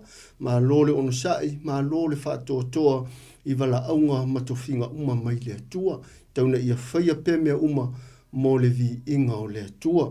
Ia o le nei lai tū la fiafi, ia tauna ia anga le lei le atua i lau whaafonga, i le tātou whaasoa, tātou te whiinu ma ai whaaleanganga e ala fo ia fionga whaauina le atua. Ia o le au saunia le tātou talo, ia o na tāmai fo ilo se tātou pese whaawo i le tātou whaasoa. Le atua lo mātou tamai o i le langi, a o mātou iai lumo le silifanga mamana la o fio le tamā le alo ma le nganga sā, lo mātou atua turu taspa ia o le so i fua i mea uma, ia fio i mea uma, o le langi ma le neila lo langi ma lalo ifo le neila lo langi, e whaalo longo uma lava mea umana e whaia i lau fio le pūle au i runga a toa malalo nei. Mātou tu ina atu la mātou whaasoa i le nea fiafi, sia e whaau whaapa ina i mātou maua fionga tale talanga tā, na mai alua nganga pa ia e te itulu ina i mātou e whai matau tu upu, na ia amata mai ume uma i lovi. Inga whaamanuia i utangata whaanongolongo, whaamangalo lo mātou i funga nei, mātou te le mawhaia lavo se mea ta ma, ai mātou te mawhaia mea uma i lo mafuta ma lo whaatasi mai, e ala atu la mātou te talo ia Yesu. Amen.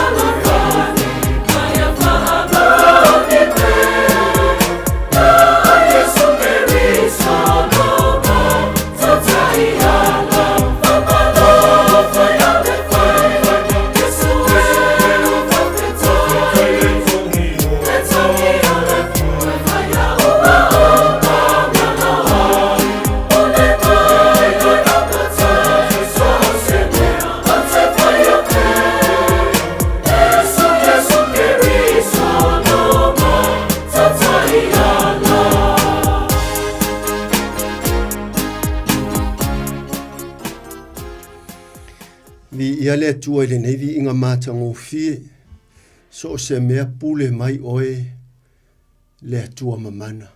O ai whaia pēlo fina ngalu, ai whaalo longo fōwhanga mana lau fio, ma le tangata o le pale au ngalu e ngā fōwhanga. Vi ia le atua i ni au whai pese, pe lava o le.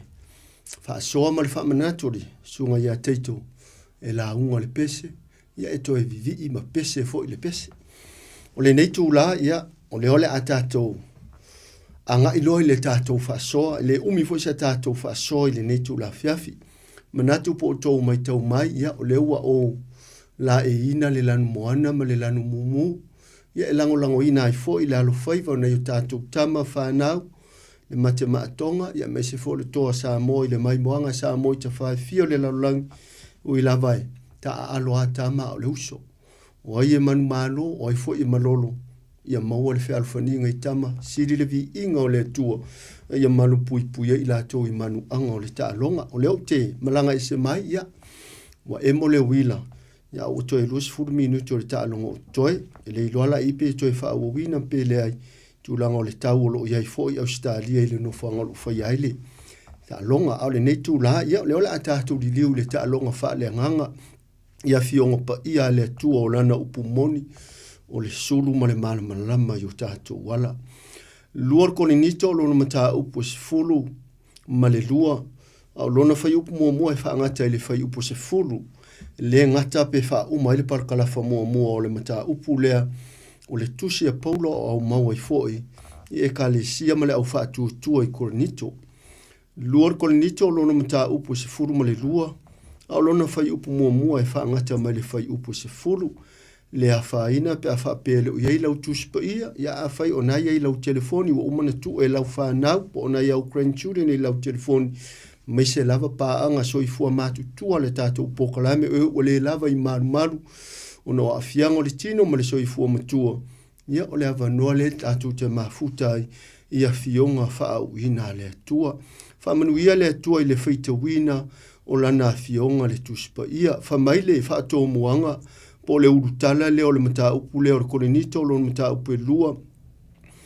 A le lua kolenito lo le mata upu sifuru ma le lua a lo na fai upu mua e o le fai upu sifuru. Whamaile wha ato muanga o le mita o Paulo iona pua ngā. O a fionga pa ia le atua. E au ina o mita e le au ngā foi. A o le aho o atu la upu i mea na va aia ma whaalinga mai le ali. Wa o iloa le tasita ngata o Keriso. Wa tasi le se furu ma le whao tausanga. Talu ona sengia o ia i le langi tua toru. O te le iloa pe na i le tino. O te le iloa pe le i le tino. Wa sila fia e le atua. Wa o iloa foi. Na sengia le nata ngata i parataiso. O te le iloa pe na i le tino o ia. Pe le i le tino. Wa sila fia e le atua. Na whaalongo foi o ia i upu e le matau te ua. E le te tau foi se tangata o na tautala iai. O le nā tangata, o te mita ai. A o te le mita ia tea. Tau lava o mea wa o vai ai. A wa a whai ana o fia mita. Po wa o le le ai. A wa o le upu moni o te whai atu ai. A e so ia. Ina ne sili le manatu o se tasi ia teau. I mea e wa ai mai e ia teau. Po o mea e whaalongo mai e ia teau. Ina ne i whaamawalunga o i le siri ese o mea na whaalia mai. Sa atu ina mai ia teau le mea matui i le tino. O le angelu a satani e tui mai ia teau ina ne i o whaamawalunga. Na o ai oi whaatolu atu i le alii o na o le mea. Ina iaru ese ia teau. O na whaapea mai ai le o ia teau. O lo nei a lofa tu noa e lava lea e fesoasoani ia te oi. A wa o le vai e wha a toa ina ai lo mana.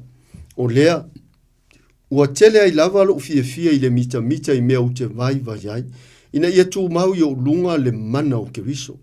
O lea o te fia ai i mea e vai ai.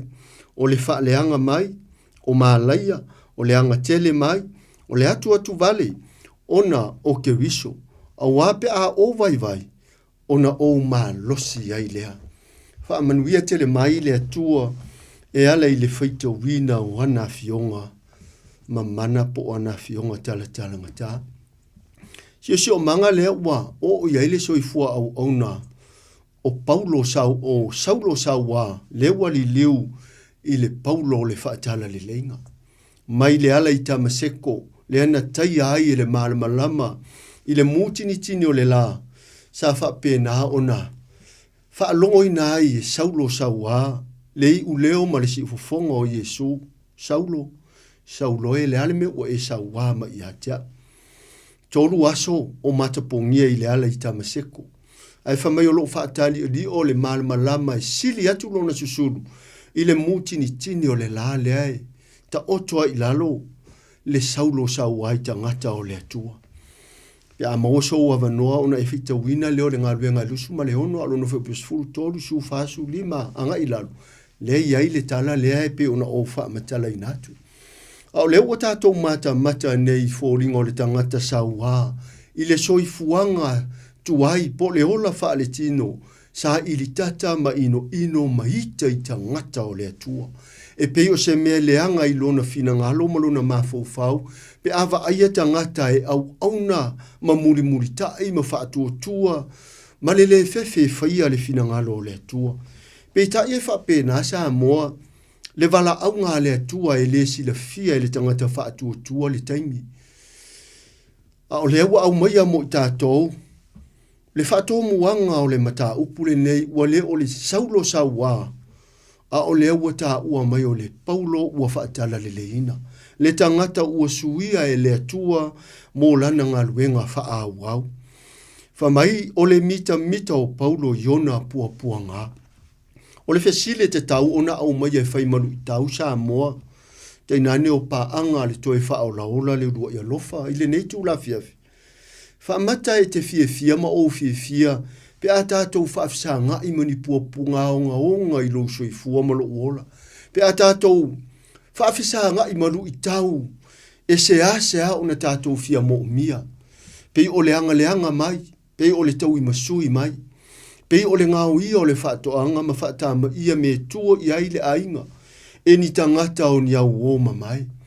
A o le ua whaamatala e paulo e peo na au mai le whaatomuanga. O le tangata ua mita i ona puapuanga. O lona winga e fōringa mai o le loto ua a apa atu. Ma ua pipi atu i le loto wha Yesu.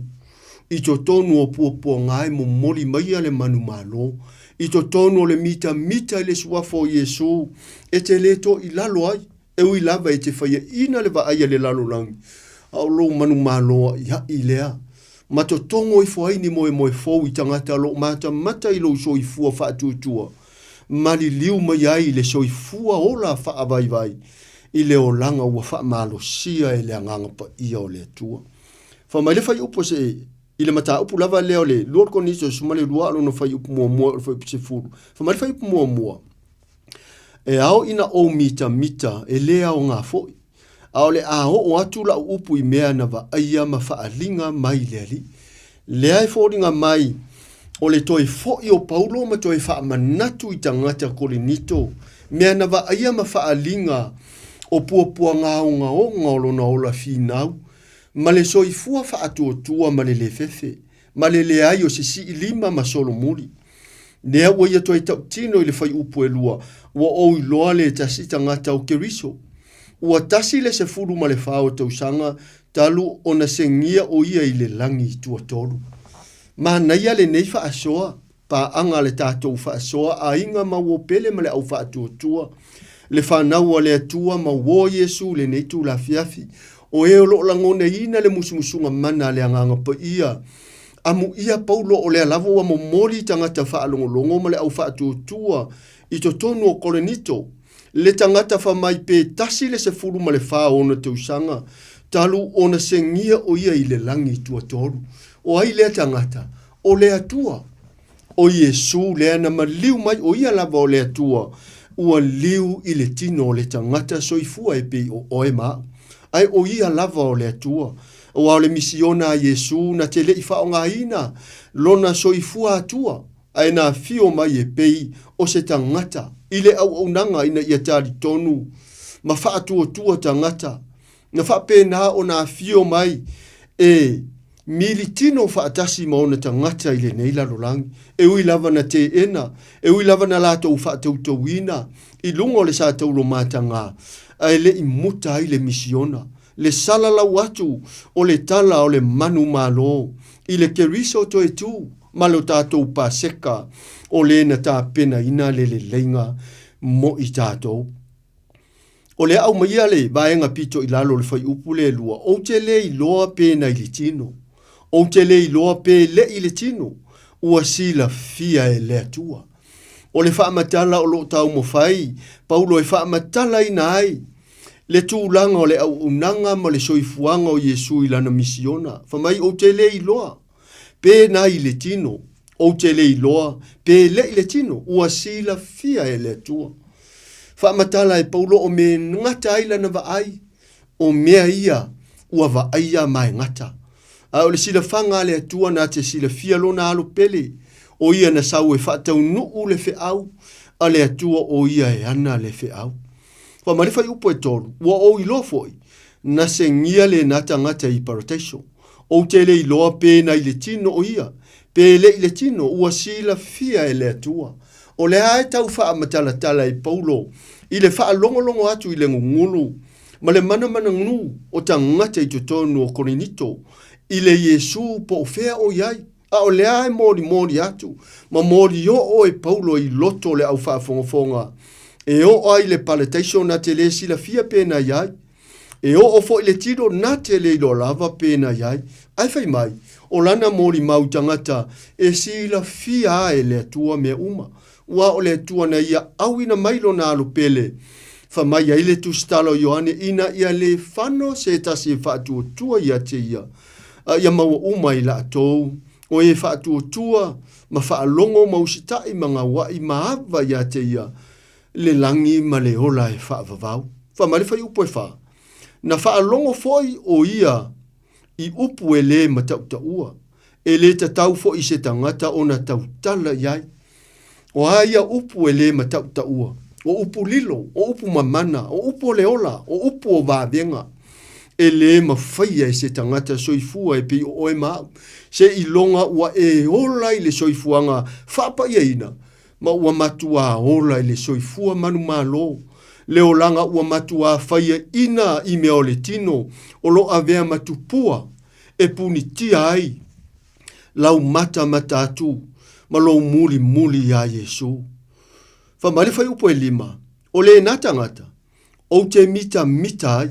A o te le mita I atia, tau lava o mea ua o vai ai. Lea ua toi sui le awala lea, ua toi whaalupe atuai la ngona ma le whi au momori a Paulo. I le whi mauwai ma le mautonu o tangata whaatuotua I Korinito. O le nā tangata o te mita ai.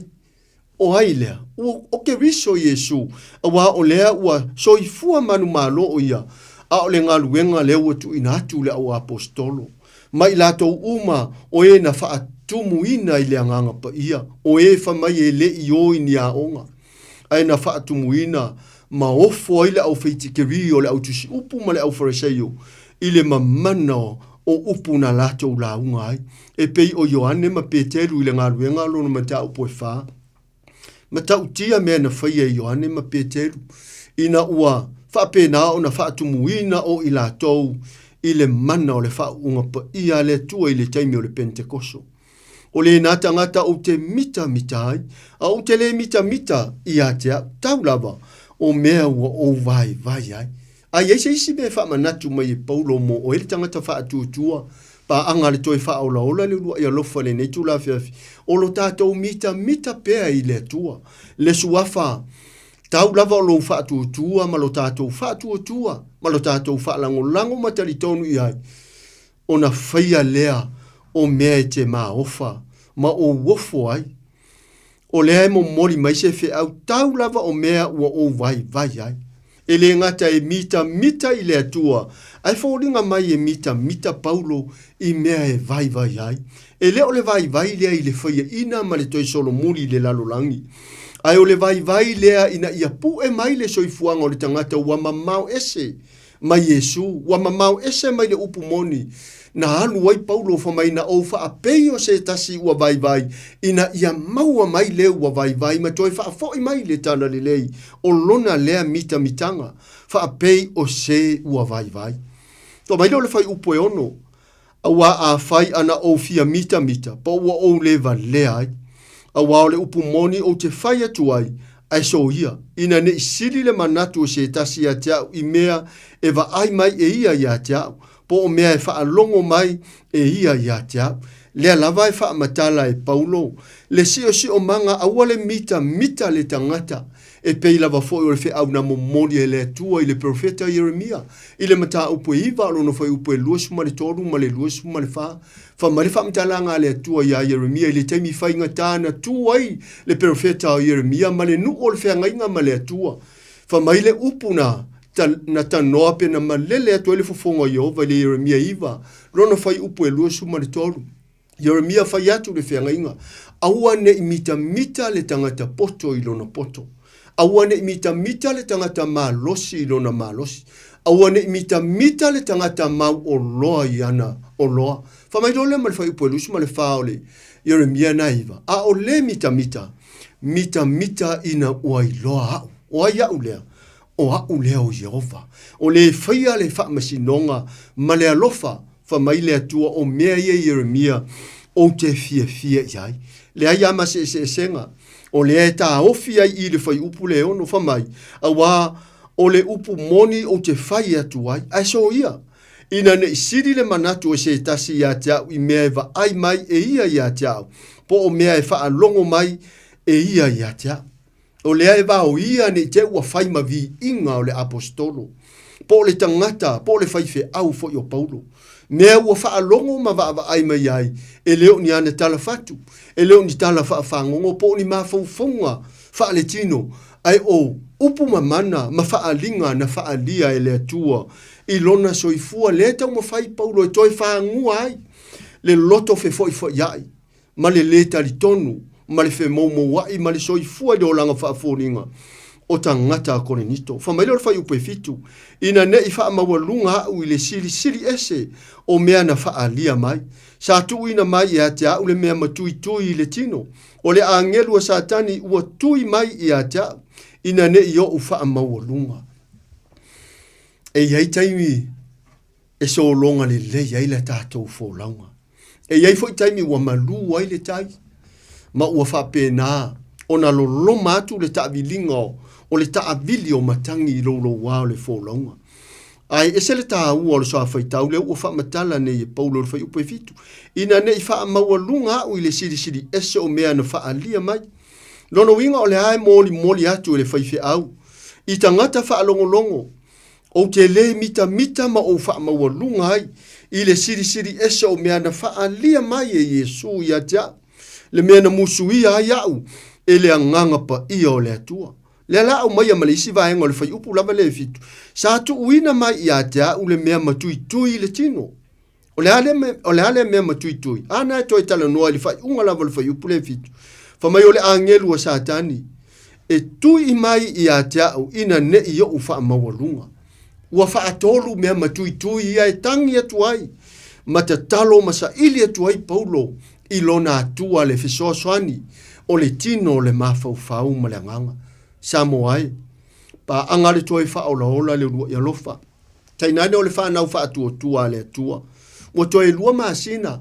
O lo to toi o lo tātou fōlaunga. Mana i aso. Ona wha e fo i lema. Tātou siri ofe le seunga. Ai wha atilo lo tātou wa ai. Pe tātou te tau nu atu i le wafu. O te kone wha ai o le lua afe lua lima. Ai toi ta toso ma toi la lafo maea. Se i toi wha e le fōlaunga. I le amatanga o le lua afe lua se furuma le ono. Ai ele tali tonunga e iai mea matui a satani. E lu i tau i lo soifua malo wola. A wa iai nisi e sulu se i tulou le whamitalanga. A le alata le tini ua wa ai atu le manoli. Tau whitulinga wha le nganga o le lua afe lua lima. E iai fo inisi e ngoto ifo lo latou. Tau ti ngā i le aloina o le fōlaunga. O le waa o le tala le lei le nei tausanga. Ono o mei u vale o le nei o langa. Le alai o le ngā atu Paulo i le atua. Alofa mai. Wha atoru o na tui mai i atau. Le angelu a satani i mea matui. O te le wha maua lunga ai. A o le wha marifai upe varu. Na o ai oi wha atoru atu i le li. Ona o lea mea. Ina i aru ese i atau. O tou whaafofonga mai pa anga masani a le tātou Paul Kalame. Whaatoru o na tofo ina le whai upe fitu satani. Wha mai ua tutui whaatoru mai le whaife au pola na au auna. A o whea ngai mare ngaruenga i to tonu o koronito. A o le tali na tali ai Paulo, e le tali ilo na malosi. Pesa ili sana wo. Pesa ili fo i se tasi tangata mau oloa. Po se tangata e matua tele ni wha ilonga o tikeri. Ale fa mai le fai upe varu. Na o ai oi fa atoru atu i le li ona o lea mea. Ina i alu ese i atea. O le tali le nā tātou te. Fa ato i lalo ina ai mea matui a satani. E te savali ai. Lau whanua pa ia o le atua. Ma taimi e te tatala ia na fionga wha uina. Taimi e te sa ili atua i lo lava awhewhe na o le tatalo. Mo taimi panga noa. I au appointment whaatasi mai le atua i anapongi e le au noa. A o leo wha ailoa mai le ki ma le awala o le soifua manu malo. E to i lalo i satani. o lo tātou toi tangi atu i le atua, e pei o le whaamtalanga le whaisalamo, i le mata upu e 5 se furu alo na whai upu e se furu mani 5. Whamai ia e wala au mai ia teau, ona o tali atu ai lea, ona e toi vivi mai ai lea ia teau. Call upon me at the day of trouble. I will deliver you and you will honor me. O le fina ngalo o le atua o i tātou tangata a samo, tangata to mai le atua, tangata e whaaso e sa ma aisi le atua, i pua ngā muru i tau, whaanoanoanga ma le loifonga malingi, e maise lava, pe awhisa ngai ma whaito to o le whare pui pui, whaafisa ngai ma whono tā ngā nuu, ua te whale tau ala i le tō wha ma le moe, a le pule ali i ma manu i te tonu a fio anga pe, ati ma le lau, e le aise au penga tātou te sola atu i ai, e pei ona tali atu Paulo, Iesu, a lofa mai a te au. Ona o sa tani leo atu tui wha atonu mai a te au. Ina ia alu ese i a te au. Whai upule nā e varu. Tātou wanga i atu tau wha unga o le tātou wha soa. Whamali whai upo iwa. Ona wha apea mai ai leo i a te au. O loo nei a lofa tu noa. E lava le fiso soani ia te oe. A wā o le vai e wha ato ai na ai lo mana. O lea ua tele ai lava, lo fia i le mita i mea u te vai ai. Ina ia tu mau i o lunga le mana o ke riso. O ka se tali lea ua au mai ai le whai upu lea e iwa. O na wha apea mai ai lea o ia te au. O lo nei a lofa tu noa, e lava le fiso soani ia te oe. A tonu e maua se fiso soani, i le au whai ngā ruenga to tofi e le tua i te mi te suru o tuai ni mana onga, ma se fiso soangi onga o whawhita uli o le olanga. A tonu fo e fiso soani ane o mātua, o se uo e la lata le lua fiso te inga, ngā e pele i a te oe. Ai le ise isi uo e sili, o na sila fia o a fianga i to tonu e le iloa le tangata, e pei o la uo Iesu. Le au mai ai le mai moanga o le tali mo o e fo i le te whaafongafonga mai. A o iai ni pua ngā onga, ni wha noanga, ni lu i tau o le fefe o le ita o le tau imasui, o le masiasi, ma le popole, e maise o le a o le whaasoa. E se le tā ua o le tali le ua au mai ai le atua. Mai le whaamtalanga le atua i lana au na le whai upo iwa. O na wha apea mai ai le o ia te au. O ai ia le, o le atua. O Iesu, o le anganga pa ia o le atua. Whamai ea. O loo nei a lofa tu noa e lava lea e fesoa soani ia te oe. Lea lofa tu noa o le atua. Lea e wha aurutala ai le tātou wha soa.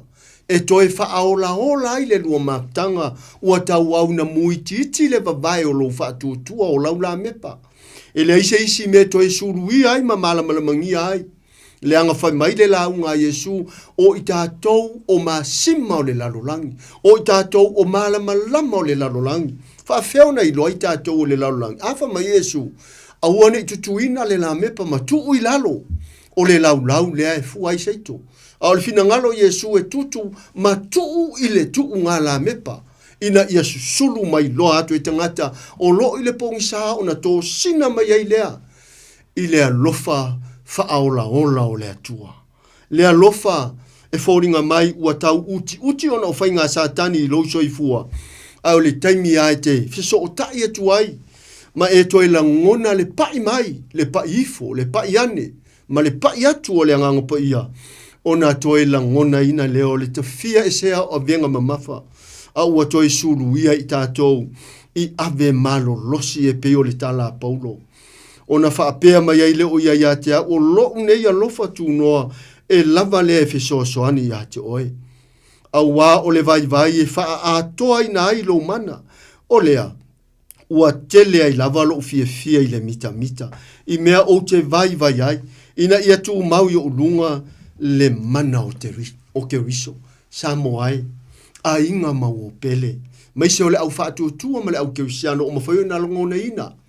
Le tātou wha marasinga le toi wha ola le lua ia lofa i lo fina ngalo le lua vata puia ma le atua le mawaaia ma le anganga pa ia ma le na mua ia lofa mai mua tele le lofa mai o le atua ai o hau ma oe mai tātou uma e whe maumo wai pe taifa mai le tu stala e pelu le mata apu su tolu alo na whai upu e varu le tusi lea e pelu o Iesu e le liliu o ana nafi ma le nei aso e o le whaavavau. Jesus is the same yesterday, today and forever. Po le alo leanga, po le alo tātou mamau, po le alo tātou wifo i tupua. Ma mionga, e le tusa ma le vi inga o le atua, e le liliu ai le alofa. Pe ia o le tala whaafata oto i le luka sifuru ma le lima. Fa mai na tu uai e le leo leo. Le iwa sifuru ma le iwa o maa moi i le lafu. Ai alu isa ili mai le maa moi na se. Fa mai na maua e le itaita ina, e le itoso whaatata ina.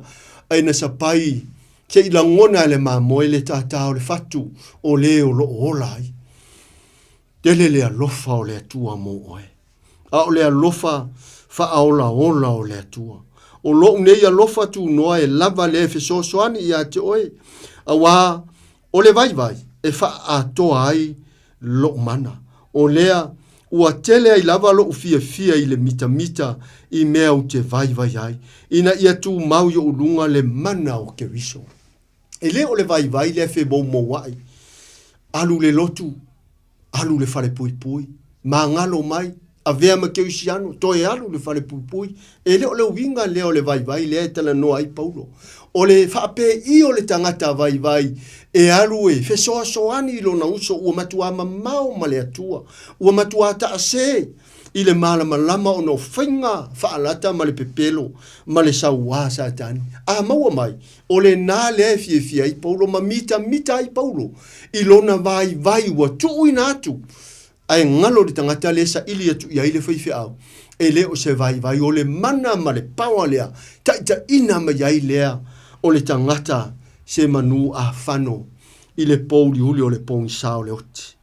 Ona whamaido leo le whai upu whai o le tātou whaasoa. O lea o te fia fia ai i nei mea e vai vai ai.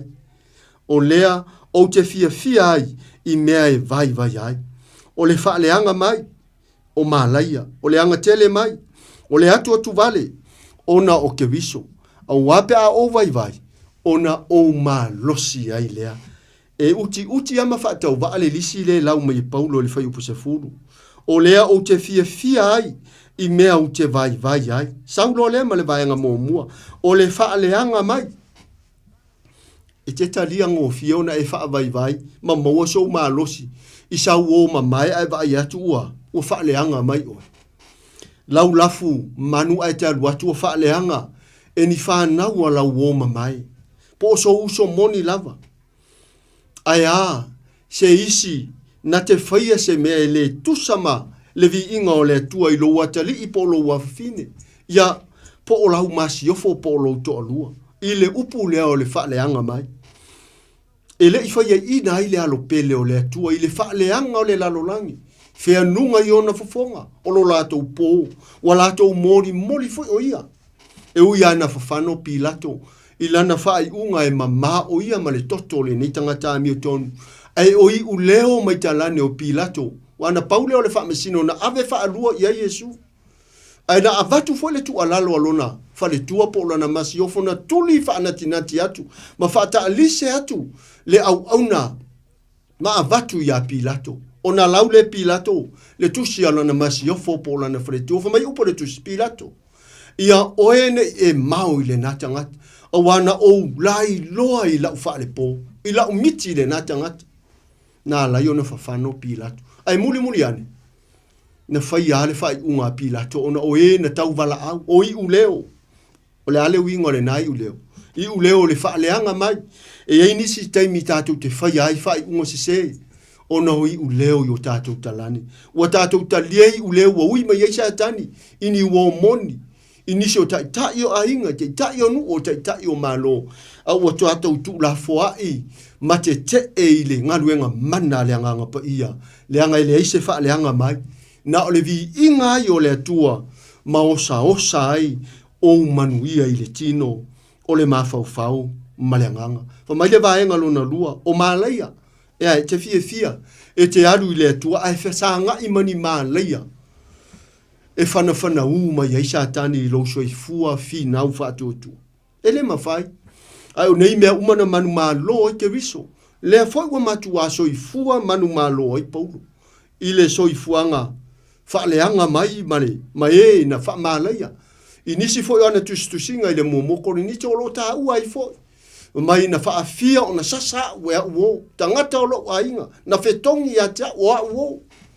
Whaafia o na lo fia u fo launga. Whaafia o na tau oti i te moni. Ai maise o e na ui mai ai o so whainga sa tani. Pe ta i ele i whaavai vai.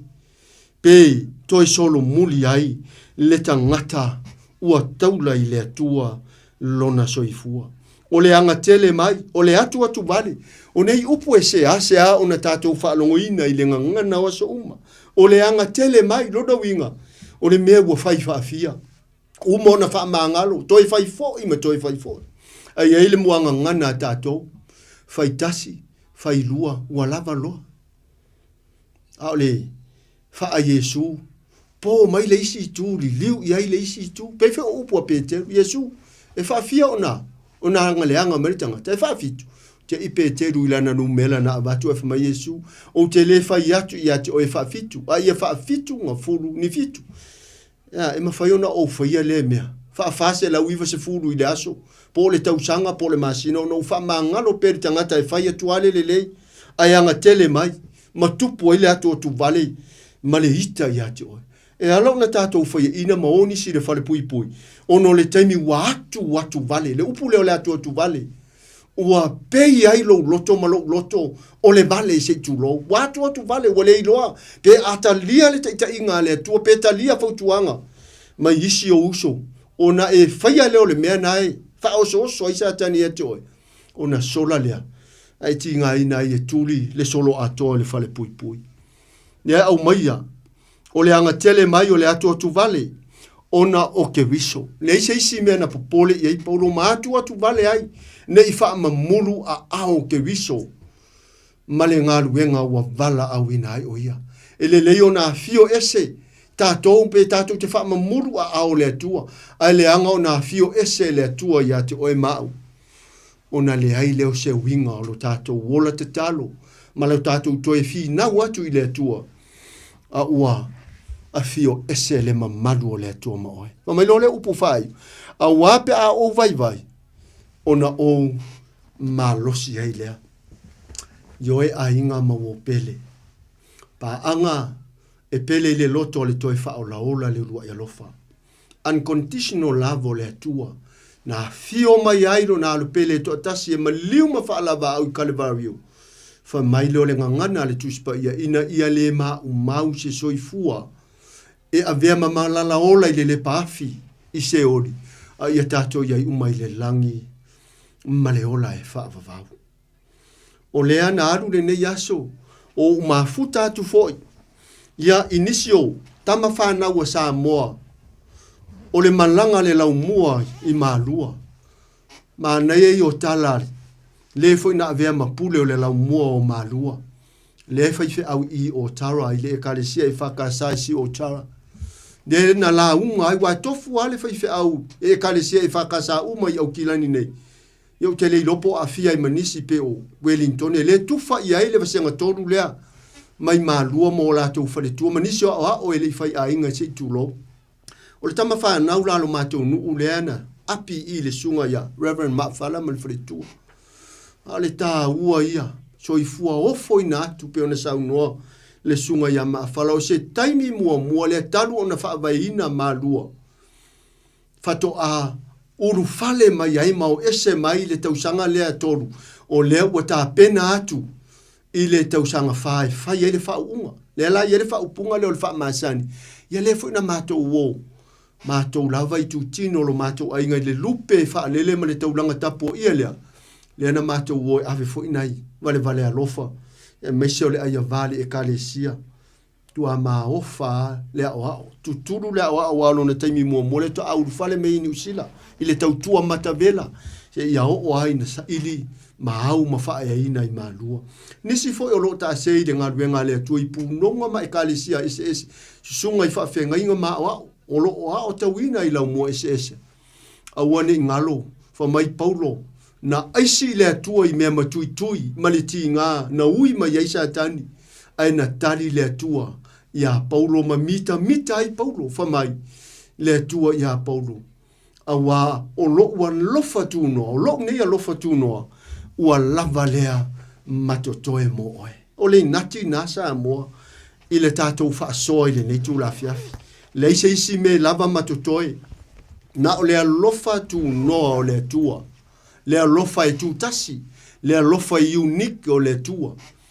Ona, o le finangalo alofa o le tua, mo oe mau ina iaola. Tauna ianga ne leile atua, ina i toe aso o totoe o le nei masina lona se fulu. Se ia o fo ina muta le nei vai aso, ai amata ina le aso mua o le masina lona sumane tasi o novema, i le aso tona i aso mua i ai novema. E ia ele tari tonunga e to o tele fo i nisi o soifua, o le ale au lia le teusanga fau, le olanga so na fai ma le whaalia dia vale. I le manu maa loa yo satani i mea matui tui. Ai le isa isi mea, e sola malafi i satani, ua e pule le atua i le ti a polo mana au. E ifo fo i satani i a Yesu, e o lava i ate o e pe atumu i le mana, ma wha uina i le anganga pa ia, e fefe i satani i ate oe, pe a i ate oe mau le afionga pa ia le atua. Toi, wha ola le urua i alofa o le atua. Wha manuia le atua sa moa, i le fita i tunga i whaiva ma fe au, o le nei fo'i a vai aso tau whai u. Ia e meise o le tātou whale atu, ia i le whai ungo le nei vai aso e muta i le nei masina, a e tu vai atu pe tu au atu, i le masina lona sfumatasi le lua fe lua lima. Anga ni leile atua te ina le soi fua na yo tātou, au ne tutofi punonga mai ka le sia, nisi foi lo fonga mai le tātou whasoi, le aso sa ma le aso sa. E leo ia te i mātou se manuia, o awhionga pa ia le atua, tātou te manuia, ma whaai nati ina hai tātou, i manuia o le tino, ma tātou fia au auna pea, a o maua le mana vaola. Whaonga ina ai le soifua ma le ola, mo le vi inga o le atua. La tau o iai fale mai, ma ota malau i mai wha umi, mai tu mau ma mana onga tu mau le tino o le mawhau mo le ngang. Nisi o whataunga ina te moni ma ngang le anga. Nisi o lo si o mia ni tino oti. A inga folo o iai de popole, ona o nisi o lo tau fia i fale mai ese i potu ia e tau o ICU. Ia e tu lua le te i mai ma le toe. Nofo mai lunga. Whatasi e ma nofo anga i tau o hospice. Ua whaataritari ai. E a tusa ma le mana o le whaatuotua. E toi whaatuina mai ai tangata. I lo tātou whaatuotua pea i le atua. Tusa pea o mai le tari. Ua toi whaafo i le mana vaola le atua. Tātou oni pea. A wai le ngata i le tunga mau. Polo ka lame le atua. Iai le wha moe moenga. I le toi tutu. I le aso e fio mai a Yesu. Se upu alape sa moa pa anga. A le tātou whaasoa le netu la fiafi. Ma tua atu ma va tele atu ina. Whamanu ia le atua. Le alo whaiva nei tātou whanau. Ia ina i toi wa yaso tau whai o le kuata whai o le nei tau sanga. Whamanu ia le atua i lau tāpua inga mātua. Ia o alo whaiva e tainane o le masenga o li tūpapa. Ia le atua sunga i whaafia ngainga i pūnonga mai kalesia. Tātou whai o le te talo. Whaaftaita māmo le avanoa. Whaaftai mo utangata, whaaftai lau tuspa ia, whaaftai le anganga whaawina o lau fio, tai tolua ina i mātou, whai eo na mātou whaasoa, ma whaamanatu, lea lofa o lau fio, lea lofa tau mulimuli, lea lofa e le uma, lea lofa suruia ma lea lofa whelanu nanuai, e mua au e muri au le tangata, lea lava le olanga mātou te olai, e te letu una lava i mātou. Whamangalo i mātou, te ele ma le nonoai, o lo mātou se i duma o lau si le whanga siri le vāma le angang pa ia o le anga sala le wha mangalo ina le yoruma. Mātou te talo te fisosoani mai lo mātou le wha tua ma lo mātou le ola ina o aua fionga na ona mātou tau ai mātou te le ola ai mātou te talo fisosoani mai pe o la paulo o loa lofa tunoa mātou te whaalango lango e atoa i lo mātou le atoa lo mātou ngau male nau mati whaale anganga mātou te tūtumu i ala i lou fisoso ani mai. Whamanuia mai lau fio le nea fiafi, toi te liu atu, i ainga i le pongi sao le nea fiafi. Mai se foi, ia o le aso malo lo, muli o le nei tau sang, ia leo ina i mātou toi. A e ngā ruenga o whanau ia o maua pere whaasiringa malosi mai lau fio. Mātou ta māmati nā soifua mātutua, au iai le taua fiafi le soifua whaalia lia. le li ia fe so ani tinga ma afianga o le soifua matua ia whamanuia i lau au nei a teitolo tu i le foi le nia fiafi ma ora no lo tele ma ora le malosi fa upenga ina i lau fio i le tino o le mafaufau mlenganga whamanuia le whalitua mle no whaaru meisio le ekalesia ia niso por kalame muli mai fa pe na ona ia i lo wanga le lei tu mau mai ta mai o matou lungo malava le alofa tu no lau fio le mu Yesu Keriso a to ai ta ma male mafutanga mafuna fana malo ngang sa nei e o ile fa va lava amen.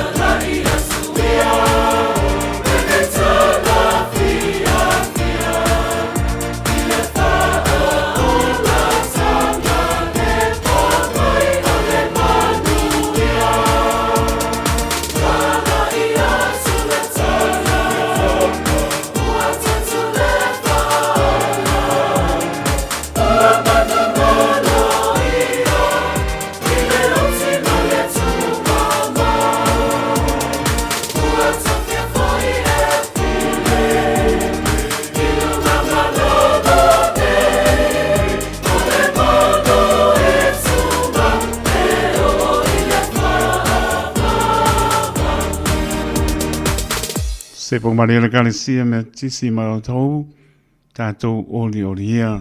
Kamai atu ngani tātou porklame pen pāponga maro tātou tunu toi whaola leo lua i alofa, pen tu peneina ni nei pō, marua tō tase e pō i sunga tō ina ia tō ala mana fotu whapunu, tunu nā sā mua, tō malalato o waa ai whamalopa ptani maro tātou tunu tai tonu o maro li lau tāpo inga sā mua, le voi vai ngor po o le sa la solusu no oktopa no olo lima te tonu o le te sa po le o le ne po I masina e on tātou se atu ai lole, toi masine lua nei tau sanga, no molunga pēna bi inga lo tātou tua, i me siri o lo wa pēnao i ta pēna ino i lo tō soifua mo tātou wola, ia e mesfo i maa lor po rau sa mua bi i lo tātou tua, ia i monga i po i vanu, ia ta tonu lava e lef siri ngiera pa maoni o le alofa lo tātou tua, Mo i pele maa losi el maro le sunu, leo pengāra venga tstofi o le tua, ia wā lava le polo ino le tala le su kiriso,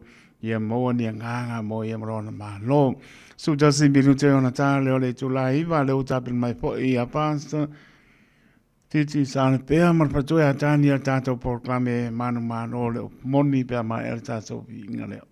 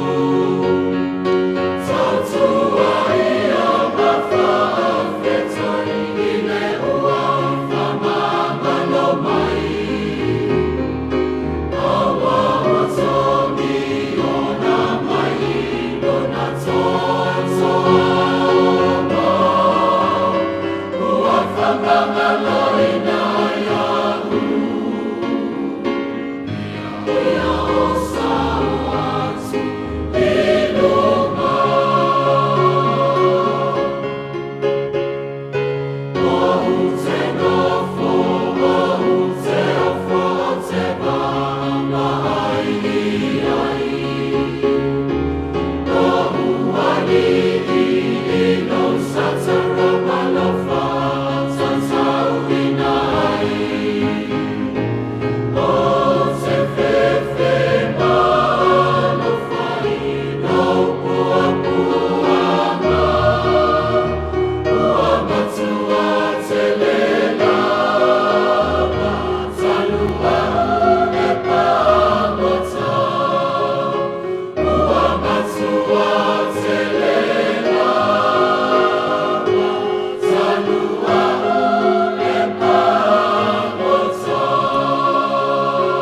le puanga se pong mani o le kalesia PIPC mai o Tara. Ino tu lai mata tu tai 5 minute ta le tu la eva lewa ta pen mai pasta titi sal pea mar patua ya tani o tato to e por clan po le po manu malo le pomoni se mai ala pa ponga sa mo.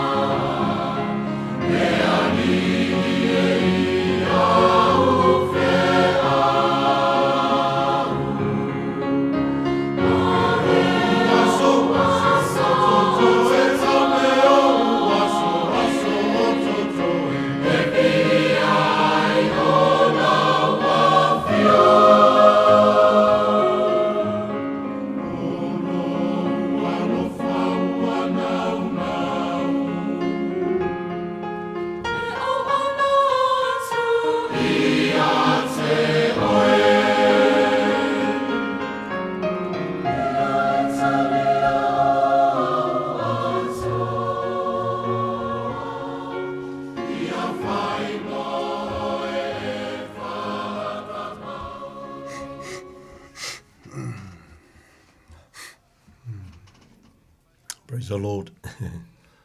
Praise the Lord. Hallelujah. Hallelujah. Thank you, Jesus. Thank you, Father. We worship you, Father. Hallelujah, hallelujah. We worship you, Lord. He mautino lave o mantu lotu tama. Lini fo ia fiafi. Lini fo ia so.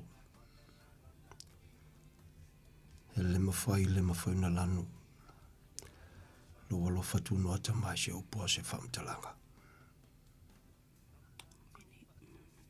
Ai mamuri atua mai o mātou loto le nganga. Whaaftei te lutama. Whaaftei a lau a whio i le ni fo ia so. Ni fo ia fiafi. Al whaaftei siri o mātou loto tamai lau a whio lau whaalatanga ato o toa wa umuna whataunu ulunga o le sata. Mātou whaafetai ala upo lo ola o lo ngalue. E le foi fua e whaavavau iso se teimi e tau alanga ina e awa o ina. Ao leo laina foi mare whamaulalo. Mātou whaafetai ala nganga pa i ole whesoso ni sili wa e fua i au tangata. O le whaunga mātou te malolosia i mo lau fio. Ua whaamau whailunga ina e foi au tangata. Mo laua fio o mātou ola le neo langa le tu mau ia via oi. Mātou whafta ia tu ele foi fuaful ne fiafi tama ngatia le whatawa o nauni au au na e whatawa. A whape nauna whao ngai ne tu sai malo walo whatuno, tu sai malo wala au. mo si o mātou atu no pele o Samoa. Malu pui ai mātou uma iu au alofa nei maso uma. Ia vi oi. Ia la ia Yesu le whaftai. Amen and amen. Thank you, Jesus. Thank you, Father. Hallelujah. Hey. Ia vi ele le nei fo itu la le afiafi. Praise the Lord. Fatalo fatu tatu por kalame e manu malo le upumoni. Isi o tatu atunu pele o Samoa e le swafa man malo Yesu Keriso. Fatalo fatu wa iso se fafia ngainga lava mo la tu faltua. Iso se taitai lava so se tovini fatalo fatu. Fatalo fatu foi. Awa sinsino Samoa tamama tina matua. Uso matuanga ne se ia o lava ia lo whana witi. Fatalo fatu foi tatu pa anga masani. Hoi lo whapena ona manatua pea le nei por kalami au tau tau sanga. Si ti atua le au na fatau wa o titi sali pea. Fatalo fatu. Fatalo fatu foi i tatu viewers i lunga le Facebook, le YouTube. I o fea lava lo o au atuai le tau tua le au nanga le nei ala leo. Fatalo fatu. Fatalo fatu foi au le au na ia taito ia pole hau au foi ia taito malo le malue malo lo sai famani tele le atua e la sunga mo ainga. Fatalo fatu le au so le ne fiafi taito no ia lo tapo ai mai. Malo le no tapo ai, malo le ola fatu tua, malo le alo fai le atua. Ia na la sile lo fatalo fai le ne fiafi. Le sunga ia titi sale pea le avia ma fe au le atua le ne fiafi. Iwa na o se au na whatau wa o ia. Ia tau tonu whaunga mana le atua lo maua pele malo si lau sunga tau alanga le upu mai la fionga pa ia le atua. Whamanu e tele le atua e lau sunga. Ia e mai se fo ile whafonga anga si o tātou atunu pele o Samoa le ne ia fiafi li ia le li. Hallelujah. Amen. Amen. Ia vi ia le li. Praise the Lord. Hallelujah. Lema fai ona lanu le lofa le tua se upo se famtalanga. Amen. Lema fai ona fatu seina. Ia wawina le tangata soifua i le upo le tua. Ia o ia lava le tua te taumono me ia i le viinga fa leo atu e la pele ne fiafi. Ia fata wase ma fata lofa. Se whawhiroa i so tātou atunu pele o Samoa i ona vaenga. Yes, talo for my dear. Ialeli, it's an honor to serve the Lord. It's an honor to serve and to live for Him under His grace and His grace alone. Tolu fitu te sirima iwa tolu numero whaina e wala mai ei pēr mana mia se wheso soani. E mawhai ona whape atu se whamtalanga pe a e mana mia se whesosoani. Ia e whamaulalo ale loto i le tua, e hawa fwoi ma whaalalo i le mea lota oto i le loto o le Samoa. A tala noa i le upu tu sao. E mga mia Samoa le upu moni. Via le li. Praise the Lord, praise the Lord. Tolu fitu tasirima iwa tolu numero whaina e wala au mai ai. E leo se tala inga o se lotu. E leo se tala inga o whea ngofo ai o whea kapua iai. Ai o le whamanatu, o le taualanga, o se au ngani, o se talo sanga foi. Le taua ma leo ngāle men tupu ilunga o le satauru. Ia le fatu na le whea au o tuspa ia a toa ma le kenesio o le whalinga. A whai o oe stanga te whai tau tuspa ia. Ia le li. Praise the Lord. Ia tono la ma whaina malam lama i se tau ma whai atu. I le a fiafi ma le a fiafi. Tuspa ia a toa. O le fatu a toa na tuspa ia o Yesu na maliu. Marikenese o le whalinga. Hallelujah. Whamtalanga le tuspa ia, le finangalo le tua na wai mai o na whainga ese. Hau naso ngā tai na awala mai a Yesu Keriso pe ua ala mai a Yesu Keriso. Pe se I fatua soifua mai Yesu Keriso I le taimi. i le whamtalanga lea tuspa ia initial taimi. Ia po ni maufo ia initial wauna. Ia ai ha whamatala le tuspa ia atoa. Ia o ia lava na iai ai tātou te le iai. Na whaia o ia o mea uma na whaia e ia na whaia fo i mo ia. Praise the Lord. Ia o le alofa tu noa sitiria se o le tua. Ia le neu tātou. Ai, sa moa le tunu pele. Ia, nau te tala le tātou leinga e kalkalangoa ko pema le loto e wha maulalo i le tua. Alleluia. E ke le ulufale i se oli ma whakalikali e ke ulufale aku i lesi ma tautia o le toa sao le tua o le paafi. Ona o se leanga wa e whaia. O le ale tua i ngā whausanga o le anga sala nei te whaia. None of those e te ulu fale ai i le whakavau e le i whaia le tua mo oe. Mo sos tangata soifua. E uia o le tua ino i le anga sala. E uia o le tua e le fia i le anga sala.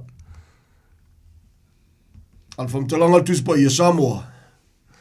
O le ale ko inga o langa, o le ale tua inga tulou, le ale tua inga fausanga o soifuanga o le Samoa e ola ai. Whether you consider os tangata lotu pos tangata le lotu pos tangata ua lafo ai foi ni manatu nisi va pe ua mai maule ola.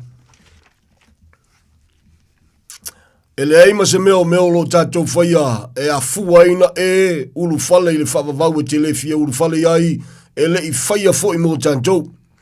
Ta te le sona la foa ia upu Samoa. E tati tala noa ma le loto e whamaulalo, tala noa i le mauti noa o le upu o le tua i le fisosani o le nganga pa ia o le ri.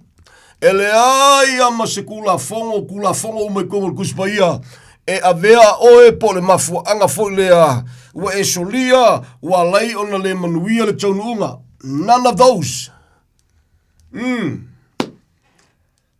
One of the reason a leina tupu pela lofa ia i tātou, ia maise fo i tātou o lau ave whi au, ia pe mwhaifoina whapea antu, tai po o usoa au na po whawhengainga. Ia ka whewhefo, ia ima kua pālai laile, le kangaka o ngā, le kangaka i ngupia, le kangaka le loku, le kangaka, le ale kua inga whausanga se i tulou, le tangata whasio tangata, le tangata le alofa, le tangata whatever. Aima kua mālai lai, le ngaka i lau launga le ngi aso. Launga without no. None of those things e o oile tangata na i seoli. Ma sauni e ulufa le antu i le mengo le paafi. Seoli is just a blaze e whaatalitali e lafoina i le paafi o le oti whaalua e le i whaia mos tangata soifua e ke le fio o fo i ai Samoa, even Satan. A whamtala le tuspa ia e le i whaia. Mai foi le amatanga e le i whaia le tua. Alleluia. Ina ua whaia le tua me umalava matango fie me uma. So foi le asakangia. Hallelujah. Praise the Lord, praise the Lord. Whamtala le tuspa ia. Matau tia, Samoa le tunu pele. Ai wa pālai lai le au lelo loko ma le. Hallelujah. Le au ol kasingo. Le au pingo. Le au mulilua, le au whaitaanga. I le launga, le si whaifi au ma kwai mālai lai.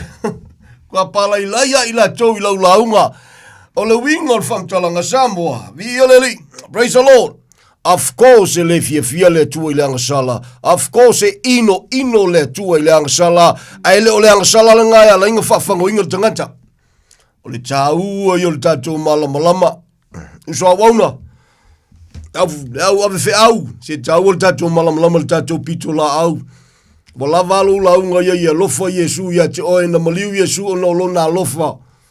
Pe launga ingei, launga ilisia so sale, launga iaso kokoyo lo soifua. Ua lava matutoi. Mai lei foi se si fe au lunga atu o le fe au le na. Samoa le tunu pele. Taua te leo tātou malama. Ngai lo le kasasa ia. Hallelujah. Mana tu ai le sia lirenga ka sasa si asinga ke al kala ngome le asingia. Sole se ke ofo ya ke oe sole. O anga fea ngo ka leu sika ia I lau sunga. Hallelujah. Samola tunu pele alofa Yesu ya te oe. Fai fe au e alofa Yesu ya te oe. So o se Samoa. Tatou watunu Iona taitai, iona whainga malo, iona tangata nuu, io tatou ainga le tino, ni wo o ni e masani. Hallelujah. Le ia masa meo lo o whai al tangata le fie ile tua ma whai fo ina peise I o le a ino sia I ma le natangata, e le o le mea ngai a lainga nga o le whawhanonga, e le I whai le tua mo titi po tania po sesi lava. None of those. You read through the Bible. Ole ka ua laia, ole tātou tala noe tusa ma le upu whai mai le apostolo Petelu. A tau tala le whai whi au ma le wawe whi au, tau tala e tusa ma le upu. Au auna e tusa ma le malosi ua foina. Ina ia vi ia le tua I mea uma. O le winga o le whamtalanga pēr tue whalau tele, e le ngā o le si o le maua I e malama le whea lo e si ia mai kalango ai. E said for us, I e pele ai. Tono tuspa ia, e tolu tua inga tangata lo iai. O le mengo le Israelu I le tino, o le mengo le nuese I le tino, fatasi ilma le mengo o le kalesia. I e whisiri po whenga ke iai. Ai, whapea mai o le Israelu nga waku. Ya o matua mai Israelu ai o ku Samoa ke o whanga wa ia ko foi la ia ku o Samoa ia ko la sa oe. Hallelujah. Atala no le history, tala no fam talanga tus pa ia soi fuanga na ia Samoa. Ia male ulu fale atu le lo fale tu ia Samoa. Ia na lava menino. Wa fai langi ia le folonga fo ia nisio. O e tino mantutua fo I o sio mako ia, kama ia inga. Ia o tua a fo I o sio fo I tina. Via leli, ia mai la tō mantutua, o isi fo I la tō lo soifua mai bea. Fitu se fulu, kausanga, la sa valvali le se fulu. Hallelujah. Ia, ka fisidi atu ia, ile se kaimiali nga whapea mai eipe.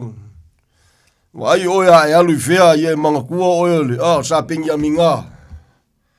Satanu, vi eri. Ja, Peter, ja, mai fole nei temer, ja. Vi eri van menu le tu ja te Samoa, la tu nubele. E yele, ja na no fa peat, la le tawa ingoni e kalesia. E ye tapo inga fa penala to wa onga. When you become them members, e avelo oe ma member le la to e kalesia, then na lato wa ina le ia te oe mai ia o oe lai kupunga mai I. Ai ole mali si fafonga ia we kisonga aka kele fo ila kala le la fa yatu. Ole mali se longa ke ave oe ma mempo le lato e kalesia. Tua fa pe mai lolia ia oe la le. Ai ele join ia you are outside of the. Vi ele e mali pi fa le longa me akama soli. Ia lo fo Yesu ia joy. Awe teita. Hallelujah. Ole ava noa na te tala I le tua, ole ava noa na tapena I le tua, o lo au auna I ma le loto e whamaulango. And I believe ye foi na yuso au auna, ye ponisi foi kai poni foi fe au Ia. Kongo ngai ke le fie si ngai au auna whatau waa. Ia ona ole tala noa antu le upumoni, ia tu loa whatau waa. E lena o taita la fo ia isi au na lo famoni le tua ai lo putu sa o mo tele fefe tau tino e le to a tele. Si dia tunto tele la to e fa filongia le upo le tua. Si dia tunto tele la to e su e me le swa fo Yesu. To ti ya lo fa le tua. Ya ele faina e tau alanga lava le upu monia le tua. No matter what. Lai fo ina e whaafonga e tau alanga ma te tala atu le avanoa i eise me te mana o mia le fisosoani e eise me te fia malama i malkenese o le whaalinga i o na wa onga ta te fia fisosoani atu ma le loto e whaamaulalo. Leo se tala inga o se lotu. Hallelujah. Praise the Lord. Le tala inga o Yesu na whasata ruina. Praise the Lord. Ya, wamno man whamaulalo a my dear. Amen. Vieleri. Praise God. Amen. Ki koe whamanga kuia sa mboringi e fia file fe aule o utamua ai. O le a lava le tua inga anga sala. I consider o anga sala Samoa. E le ai masi anga sala o anga sala na. E a vea oi se oli. Did you know that? Hallelujah. Ka ke le songa kaukala. Ka ke le songa la fua se upu. Ai au te tau tala ma le loto e whama walalo au te tau tala i le mauti noa o le upu a le atua. And the reason a la ingoka le songa. Whai se tala? Ai te tau tala fo i le ngā te tau tala ma le loto e whama walalo i le whama moe atu i le atua i lana upu le sosoani o le nganga pa ia. Ai te tau tala fo i le pūlenga sa moa te le fefe i tau tala i le upu a le atua. Praise the Lord. Just a humble servant of the Lord. Whatau waa le tangata. Pena i whawhanga for Jello Jamie. Au ka leo si kai foi kai. Ya, e leo si me whinga tai le tuona toi whiri foi sisi. E le ongi ka ngaka le tua. Via leli. Ta te whamawala loala lota loto i leli. Ia maunta. Pena tu ia tamaa. Tamaa ia se mea e ono a fi ai le fina ngalo se Samoa. I lau au na whatawaa. Se whamtalanga, whamaulalo le loto i au luma tamau te whamaulalo foi so se Samoa, young and old. I le whatawaa o le tangata. Ai a whaita mao le awa wino la upumoni wa e wala wina i le ola whatawaa e whamatala le tuspa ia. I le whisoswani o loa nganga pa ia. Ai le fia i se Samoa, young and old, kai whai awa i lava. And then I have to say this. Sorry. Ele mai maua se minguke se kongi o ke whako ese ai se Samoa. Simply ona o le upu monia le tua i te tauna fia le o le whiau. Ai leo le whawhia oe ai whangongo le o le whiau. O le alka ko me mawhai. Pe au me le tua o le tua. O le alka ko me o le awhai pe au me le kua o le tua. Whawhetai. E ui lava lo tātou whatau waa. Whawhetai e ui lava i me matangama me inosia man malo whawalwaleo Samoa. A la lava i whapale a alofa o le tua. Amen. Wala waka pungi loko o isi loko. Ka pungi loko o isi foi au aunga. O isi foi tangata isi tangata. Ua laule upu foi lea. O le koe fia wa aia. Ia o mailo waki ke le koe fia wa aia oi. Laua ta pungi le loko le ngaka. Ia po mātua foi i whanau. Nisi o mātua la tu te whetu uina la tu whanau. A lai te tala au alofa o le tua. O le mea foi lo taloto. Nga whai iska ngaka. A o le tua na whai al tangata o lona fina ngalo alofa. Ia ua nei whanau tangata. La lava i wha pale. A le ua o sisi idi mol ngaka. Ele lei fol sisi file mu. E ua sisi koe. Oh. Koe lafa manafa mtalanga. E te malama lo le mafuanga na maliwa Yesu Samoa. Au lo whako esa i le tua. Oe le matua whafonga ma nefiafi. So se tamaso si te ngawa e whetu uina ni o walo. O lo le malama i le tua malo na lofa wala ina sau noa whapea. A tono o lo le malama. O le tala tuspa ia. E le ngata whema ia. Whanau tau whalongo ngā wai usitai o tau matua. Koe whasanga malkuspa ia i matua mai matua. Aua tau te whaono ia o tau whanau. O ka kou Samoa, o ka kou matua. E ngā. E kau ave piko kasi asia ka kou mea. Ngā whale kongo o ka magiki i. O whamalkuspa ia ava. A le sifi o le lemangwi o langa o matua. Tala tuspa ia. Whawhetai le na i le tua. O le tala tuspa ia. E o ka kou umasole. E o foi au ia, a launga mai ngeni si foi au so le ai. Alu la kole ma ngai o le launga, ka si mau. Kolu fa lima se fulu nganga ke nganga ai. Ai pangaleo. Ole. Whainga. Ia leri. Praise the Lord, praise the Lord, praise the Lord. Ia leri whamanuia le tua ia te ole nefiafi. Folo marie. O le whiau mo e Samoa. O te leso na tau tala as long as I live. O ke le whakusa fo ilo te ngata whatau wa ai sesi lava au auna. Ai o te tau tala ma le loto e whamaulalo. Ona o le wala aua le tua leo langa whatau wa. And I have to. There is no... Ele ai se whiwhiringa pe whai pele ai. Hallelujah.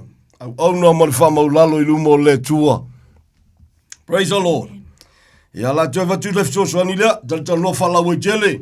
Ia whai o ngalawa ma kua i ele ma ngau ai koe i fo le California sesi. Koe wha lave o le ma kua se e a lau whafofonga. Mai whawhetai le tua. Ma lo whawhetai. Wha ma lo fo i le tapua i mai. Leo se tala ingo se loku se kako ua mio. Ai so se tangata e oso i lungo le fua. Ai se sele loto e uso i lungo le fua. You got nothing. Hallelujah. No one can beat the truth. So se Samoa e oso i lungo le polkalame, pe a whai se sele nganga ke oso i lungo le fua. E le se mea o e mawai. Ai manu maloa ia lo pomoni. E le ngungu le au na whamanatu ia te oile lofo le tua po o ailava lou tangata. Pe kumulau e kalesia, pe ua levalau e kalesia, that's nothing. Compare pe fua i le lofa tu noa. Sili ese o le tua. O malama fai meltala tuspa i o le tua. E le salamo le tua. I ana mea lofa foa i fuaina malana vala au. Whamanatu mai i Salaelu. Awalangi o kako mangaku whasausiri whavalvale a Samoa. So se au aunga whafofonga ngi e whapeo lau e kalesia wa kumu kele la. That's nothing. Pe a whai kele uska ia kuspa ia le tua.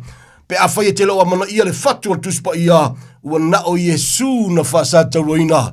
Na whamanatua ia te oile me le tupu ia i Salaelu. Ole a. Hallelujah. Wa whamaha e le tua o lato loto o lato telinga. Hallelujah. Ona o lona manatu ia Samoa.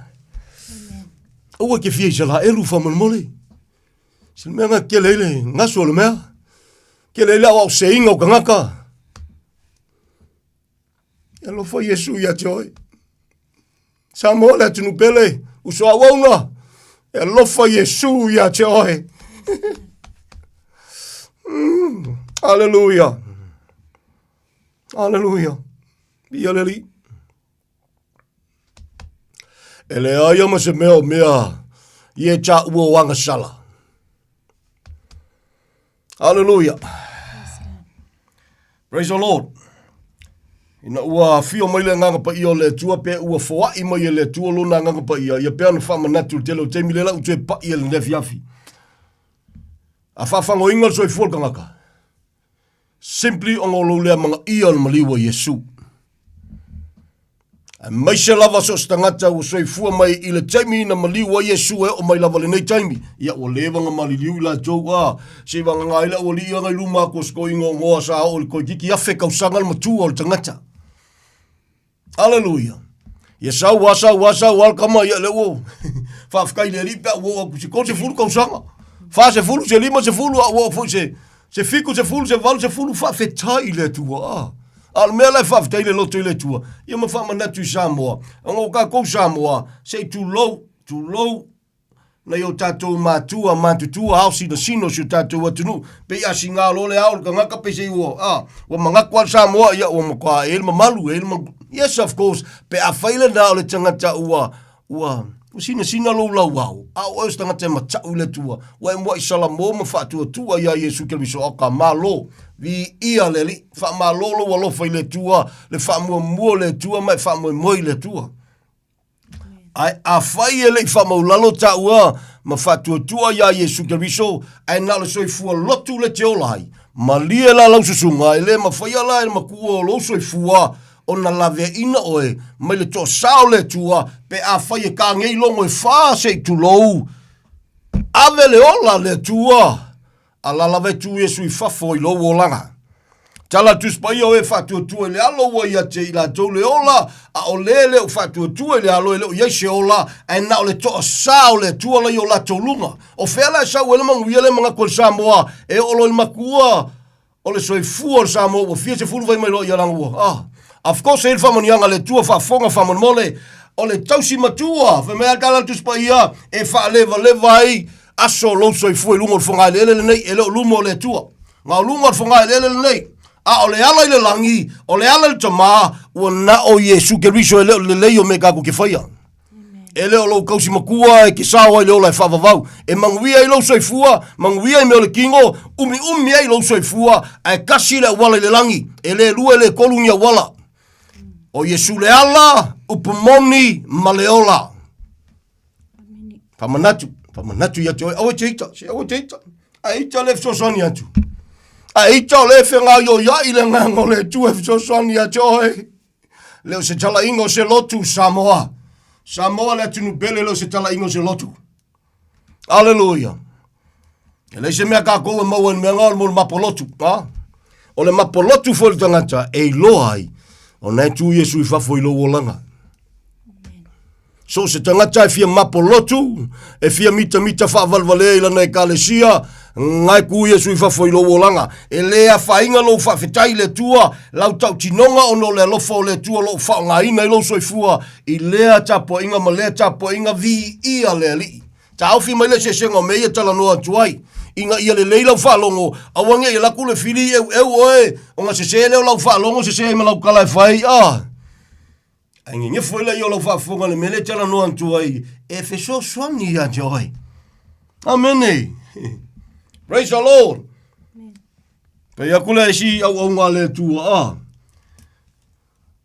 kule si ali ngā le kai au e whema le fia ma se le sei lo e kanga o kai au e kaunga e whema le si au ngā so aku e au kawa mai seri ea ong sai e a whema inge lal kanga le tua se me whainga kai ke ma whaia si kama i mea le whema il kanga le ri ana ke fia ula vale ai a whema inge lal kanga le tua se me whainga kai ke ma whaia Samoa, tatou whamaulalo i le tua. Nanga iele, e whaia si mafia fio le, o le wha mainga i Samoa, o le wha mawalunga, wha leilonga, wha vale valea. Whamaulalo tatou loto, le tala tuspa ia te te ele tua, le tangata wha mawalunga, whawa ilo na lofa tu noa le tangata wha mawalalo. Praise the Lord. Violeli. Praise the Lord, praise the Lord. Ni wese le tino, isala elu le tino, ma le kalesia, o whianga kia iai. E se ale kalesia le ke vea kua elu falsa.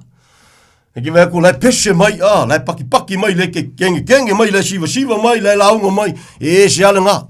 E se male mengo le kalesia lilo le tangata ea, e au aunai le tua ma le loto. Fai mai leo pa Yesu, o lo sa ili le tamai e tapa i le nganga, e wha vai le memoni, e leo le wha maoni, e telen wha ngai tanto le wha maoni, o le wingo le au, i le nganga e wha vai i le memoni o Yesu ma la naupu. E mawhai ngai wha maongi le mulunga le mesi sei. Fai ngta, so soani a joe au e teita. Fai so soani a tua manua, mua lewa noe fai so soani a kuai. E uru fale loa le kangaka i le tunga mau. E le ko yeise ko e salamo ma le tunga mau. E ile li ngai o mel kemi lai oi mai ya. Ngai oi mai ai nga. Hallelujah. Tala tus boia. Praise the Lord, praise the Lord. Mo lalo tatu loto ilu mo le tua E me tala tangata o le tua atali. Se kele le alo whakua ua waka kou le vanu. Ua le mawhainga koe aku nge i ngā o kou whai o mai ngā ngei. Ma tau tia le alo fo le tua. Samoa. O le toa sa o lo o ngai mai e te le mawhaia, e le i whaia musta ngata. Tātou te le mawhaia Samoa. O se tasi fo o mafuanga o te whama ulalo mo whaftai le tua e lo na lofa. I le mana o le nganga pa ia o lo mo mori al fe au ka ke le fefe ai ka ke le au nga kai e kau alanga sia ka ko ke le lava kia ko salo a ngai mai e ui lava le whaia mosta ngata soi fual ko sao le tua ia le ri praise the Lord tatu wha maulalo i le ri ia O me foi le ia iri si au ave fe au ali ia pongi si foi au mo. Pise I foi le kala ngola kogo o ngale. Le ko sa ai fa le kongo mai loma e. Ya, o vai lo la u kangolo e. So se au nga so se foi fe au fa fonga fa mole. This is to you foi fe au. So se foi fe au e manatu fa valvale fa pena. E ka fa fefe ka ka vai yo ka fe ku oi. Ele fa la inga oi. Ai ku Yesu fa foi lo wolanga. Ele se ka ko pikola au le nai fai. O au na le tua tau langa le lo fa tu no. Tau langa le lo fa tu no. Pe ingo si ai oi. Tau langa e lo fa Yesu ya te oi. Ah. E lo fa Yesu ya te oi. E moni e iai le mafa upo tangata o le tua. Ai mesi tangata e mata chau I le tua tangata wa mana ia Yesu malona maliu. Ai le wau na uma. Langa pese ia ila ia o lai faya se tala I lungol pulenga le tua ele ai. O le ngaluenga sakangi ngala ka milo le vale na. Tala le tuspoia. Praise the Lord, praise the Lord. O le tino e loto I le tino. O le anganga e loto I le anganga. A faila o se au na fale anganga lo soifua. Ai ingi me ku kupu a foi kala kanga ka fai a oe. Pe o foi kanga ma fai o tala se tu lo o lo usa wauna le fale tua le tua fa fine fale nganga. A kiringa ko fa fitei le tua fa kai mo fa mangianga. Au ke popole ai. Ai ke manga ko lo va pe ke manga o ya. La fa ya kula la kala le ai ai la ai nganga e. Ole a le amu mukula ko vai makua ma mala ko karinga makua ma a. Wala vale nai fai lo ai na tu Yesu fa foi lo wolanga. Tala tuspaia fai mai tangata o le tua, fai mai le fetalainga le tua, o le taui masui, that belongs to the Lord. E le belongs se kai po se fai fe au po ai lava. Ah, tole se fa mole. Praise the Lord, praise the Lord. Ta tola ave fe au. E po Yesu ya pequeno.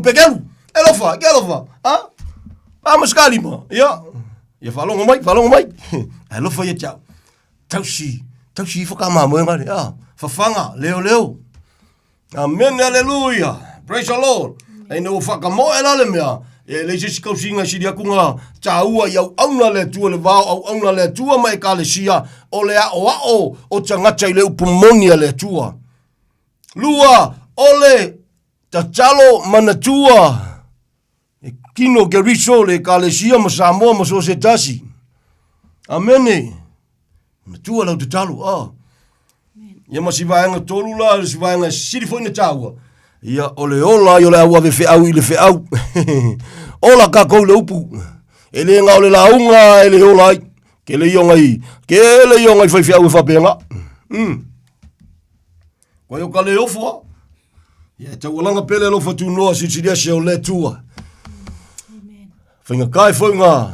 Manguia ma. Fai unga tangata ma fasanga ya wau nei le tua I ono le tulanga le na. Nia le tua ia te ole ne fiafi ma loa le ongzai. Whafkai ma lo kai mi whavangoinga. O te whawhetai le tua le au noi so se taimi te whafafonga ngai pol kalame. So se awa noa so se whai te toa foi o lo te tala le tua ma whaino wha ngai leo la whatau vai le upu. Au na ma le whamau lalo I lumo le tua. Hallelujah. Praise the Lord. E vai asi.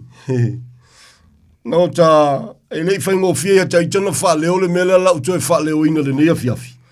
Ia ai na wha leo a o no lo uloto te wha maulalo ma o whafteia le tua ma amana ia pea. Ia le tua e o le whiau. Hallelujah. Praise the Lord, praise the Lord. Ia e lei tai ata itali ia. Na ie foi tino matutua wa loa te tono nga luenga le tua. O se tasi o mea sa o... Sa ile te le tua mo ta tala noa tu ia tama. Praise the Lord. Wai. La me o te wala wina I lo tau la whata waa. Lai tau tele nei au au na me se e tino matutua. Ia a saule kali. Saule kali mai lumo le tua nga maka I o ka whamau lalo ai leo noa.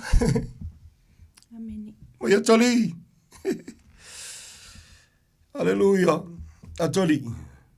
Ana whalongo maus te tai e na mua ia te oe au te le tue walawina oe. Praise God. Hallelujah, Lord. Maulalo ale lo toi le tue lo se. Vi ingo se tasi. A kwa le sukai foi kai ia. Ia e filfiria foi le tue sisi Samoa. O le mele nai alaina e se lau whafafonga uso au na so se Samoa whafafonga. A tonu fo mena le ina e moli mau e le to tasi se te ngata tu lou.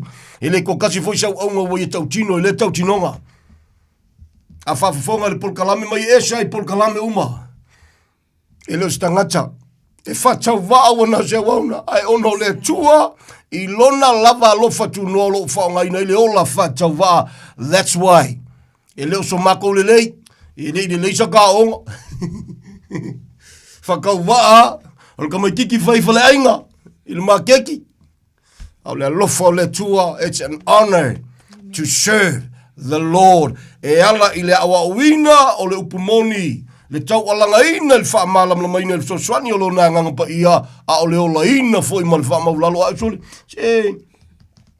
O le wha fufonga le tua mai dia. A fo i kemi ka ke sasi e le ise se fia mamai. E le ise se fia. E fia mi o kongu ai. E fo i kemi pe ka ke sasi e pe o ka le makala. I oi ka ke sulu iai. Ta te sulu ia awa lofo tama. Ta te sulu ai na. Hallelujah. Awa malie le loto. I le alofa tu noa siri ese o le tua. E ala i le maliu o lo nalo pele. Wa malie i le loto Samoa. Wa malie. Pe funu te tau tino fo i se tasi o taimi. O ani o te mana onga. Tua ia mana onga fale ainga, fale kalesia. Au ta ita lava ia lau te tala noa tua as a messenger of the Lord. O a lava ni o te mana onga i lumo le tua. Pe tali le tua. Pe esel tali le tua. Pe tuaila na tali. Ua lava matutoe le mena tupu i lungo San Taulu o Samoa lea o le alua fe tausanga. Talu o na whataunu. Ua lava le matutoe tate oli ai pea e au na ma le wha maulalo. Amen. Tate tau alanga ai pea le lofa tu no le tua. Tate au na ai pea ma le loto. Le alava se malosi ini yaso te toe. Amai dia. Amen. Praise God. Iau. Amen. So tau au mau le limo to lua ma whanau mau au nei le tua. We are nothing. We are nothing. Like everyone else. Without the Lord, we are all nothing, no matter who you are. Pe fia nyau whailonga, pe fia nyau triple doctor nga yai. We are nothing without the Lord, Samoa. Amen. But with the Lord, with Jesus that was crucified, for you and I, oh hallelujah, we are more than anything. Mole malo, mole vi inga le tua. Amen. Amen, hallelujah. O lona lelei, ua tātou lelei ai. Ta ua mio tonuina, fuina, ona o lona lava alofa tu nofe mai e leo ni ngaluenga a se tasi ina nei te ua mita wha valvalea sisi. Alu foi le fa pese langa wa ulanga e selo ko anga o kea e a nga luto anga e fa mole a wole fa nga inga lau ko anga e ke pa se mai fa pe o ia ia langa ke ko anga ya ana le shau no le lo fa tu no le tua. We are nothing. Hallelujah. Imana tu ai ale le fa inga ka ulanga ia nga o foi ala maka ye Yesu Hallelujah. Me ye le si la ku ka mangao. Nga mo fusi me. Isi me pa o. Awa ke ia ka fai ke pa mo ngo o fa lo ka kangi ngi ka mai. So mo la ku si ki nga manga nga yang si diva nga. La fa ko ka kangi le me. Ai fa ka o ki pilo foi le va ngal kingo. Asel mang wia ve me tala tus pa ya ke lo la nang kupu. E mai ai. E siria kunga manguia fa finger nga ngai lo le sia wali uma ia nga le ka kangila ko aku kama mo fusi o ka se kele o la ko foai ma fua ja macha le tua le loto ta to sa mo ka ku kele pala fua le tua sa mo fa au nga tamati na uso tu fa fine fa nau fa mole ka ku kele pala fua le tua nga ka ko me fai fa mo lalo ta to loto pe la ngona le manguia le loko nga fa yese mea. Loo, machala pea au alofa o le tua. Praise God. Hallelujah. Tala tus baia. E leo mea umawe mai o le tele o mea le leile loto le tangata. E ino sia i lumo le tua. Wow. Amen. Me le tele, Ia le tio fo isiko inga le kupu mo mo isala, hallelujah. Fia ku foi melu e foi ela ku foi. Al meke e mali e kanga kai e kinga lo ele usika ia lai pepelo. Ele fa penga foi que lo foi fia o kinga lo ele usika ia lai. Ala ke lo ko kele a ke o lo oi. O nei ngalo pele i lo kuskanga ka. Sia u mea ngai fai o lo e nga lua i lumo le malama lama o le tua soifua Samoa. Hallelujah. God is light as well as he is love. O le tua le malamalama o le tua le lofa e le o le liu e whavavau o yo le tua moni e tō tasi pa ia mamalu siri e se ami o tonu o le na mua ia lofa mai lewa kako sa afi ai kasi valu kolu ole ngau whalel kalelei a le la lua fe kausanga kalu maliu Yesu ilunga o le sa taulo o lona fina ngalo iau nei whano se tasi a ia o tangata uma i le salamo. E alofa Yesu ia te oi. Tu e whamanatu le nea fiafi. Se whamanmole tātou lau ave whi au se. O sonka sāsāngai ka ngaka i. O alawa winga lai winga. O le alko inga se i whapeke. E ke le i muli e la ungaku. O lo manatu e ka waso le tu e le ilo e le tua mea ka ngaka ngai whai. Kau i le alofa le tua. Kau alofa mga koe lalanga mafa le tautalanga inisio temi e te whawhawhonga mai ai o le vaivaina lo pumonio le tua aisha o le taua e le whaletino e whalenganga. I am speaking au le kaua e whalenganga. To you as a person, man, I want to hug you. No matter who you are, peke fia mao ya o peke a maa. Pau whawhia ngai palau vale makau loka ingoa, man, I want to hug you. E lofa Yesu ia te hoi. Le alofa nai mana mia e oe mau whemeltala tuspa ia a wa o le alofa lea e mai le tua. Ranga e sea le alofa kako wola me makakou. E sea o le alofa kako ia kupul whale kongu. E ai tu ngeia, ai tu kai au ia e. Ia pule pe viengi si tu a sosoangi iai. O le alofa le tua mana mia e tātou. Amen. Praise the Lord. Melmol mau le. Siau au nana le, so alofa inga a, mai alanga o le alofa ngau le alofa e kafe mai le tua. E manga o mia ka kousa mo le alofa le na. Me foi ngai kau fai keke ai, e leo koe umi ka kongia fiafi, o le kalango faa. Fala wikere le kalango, me foi ngai fai keke ka kou le, i le langona, foi leo sa moa e. Ma e te loi o le alofa i le alofa a, i tato o lang nafoi nao mai. Tato o te, langa nafoi nao mai ta alofa e. Ia se whafonga se tue whamanatu ia te oi whamamau e se male alofa. Can I say that again, Samoa? Le upulea o le alofa i le alofa. Whamamau e se male upule ngā. Nā oa ia Yesu ma whai atu i tangata po na so o foi mai a. Aua, tau te alofa i le alofa ngā le au kusipu ma lau wharasaio. Tangata whawhia mi o tonu. Na o e alolofa atu, e alolofa iai. E manga ia le lofo Yesu Samoa. Le lofo Yesu nga maliwa Yesu. Le lofo tamanga la nga maliulo ngalo pele. So se meke faya. Faya alo loto tama. Whaftayo no maliulo lo wal pele. E ui anga whoronga kāne la warila fai mai tama. Au ke whamangalo pe iai. O ke anga lelei pe iai. O te tatalo pe mo la taua siya. Ona ole mawalungo lo maliulo lo wal pele. Oka se nice. Ke lole mem kau kia. You feel so free. Amen. There is no guilty in you. E ke ori a oe. Amene. Nga mawhakiara i o la walile. Le la ko kele o langona ina le lofa le nana tafe mai lungo le sa taulo. Ao oe. Le tangata o salamo moni matoria Yesu ke riso lo langa. Oe. Seki ala nga. Praise God. Praise the Lord. Fisoso ni atu. Ni la vaku le si fisoso angila. La vaku foi le si aso le la koe vaku. So swani ina ye malama le conditional lo fakunga ye lo kakao lo fakunga yai. So se kangaka e maisia ke whafonga mai. E maisia ni e sa ele fia ye ni tausanga o mawai po anga ngafi foi po le ale umi. Ia po ni tangata foi sa fia ni me le sa ya fia po ni upu ni whamtalanga. Listen. So swani atu ye malama le conditional lo loto 2 words. Those people o le keimi e whape o lewe ki ruole koe whiroa. Ai ke whaalongo loi longa suafa bole ingol kangakalenga e. Le sa ia whaise me o onga se me ki ngā whatever. El keimi e ke whaalongo i longa suafa. o le responda o e mua right away, o ngai ke ilo loto. E ke whapea I whaloa.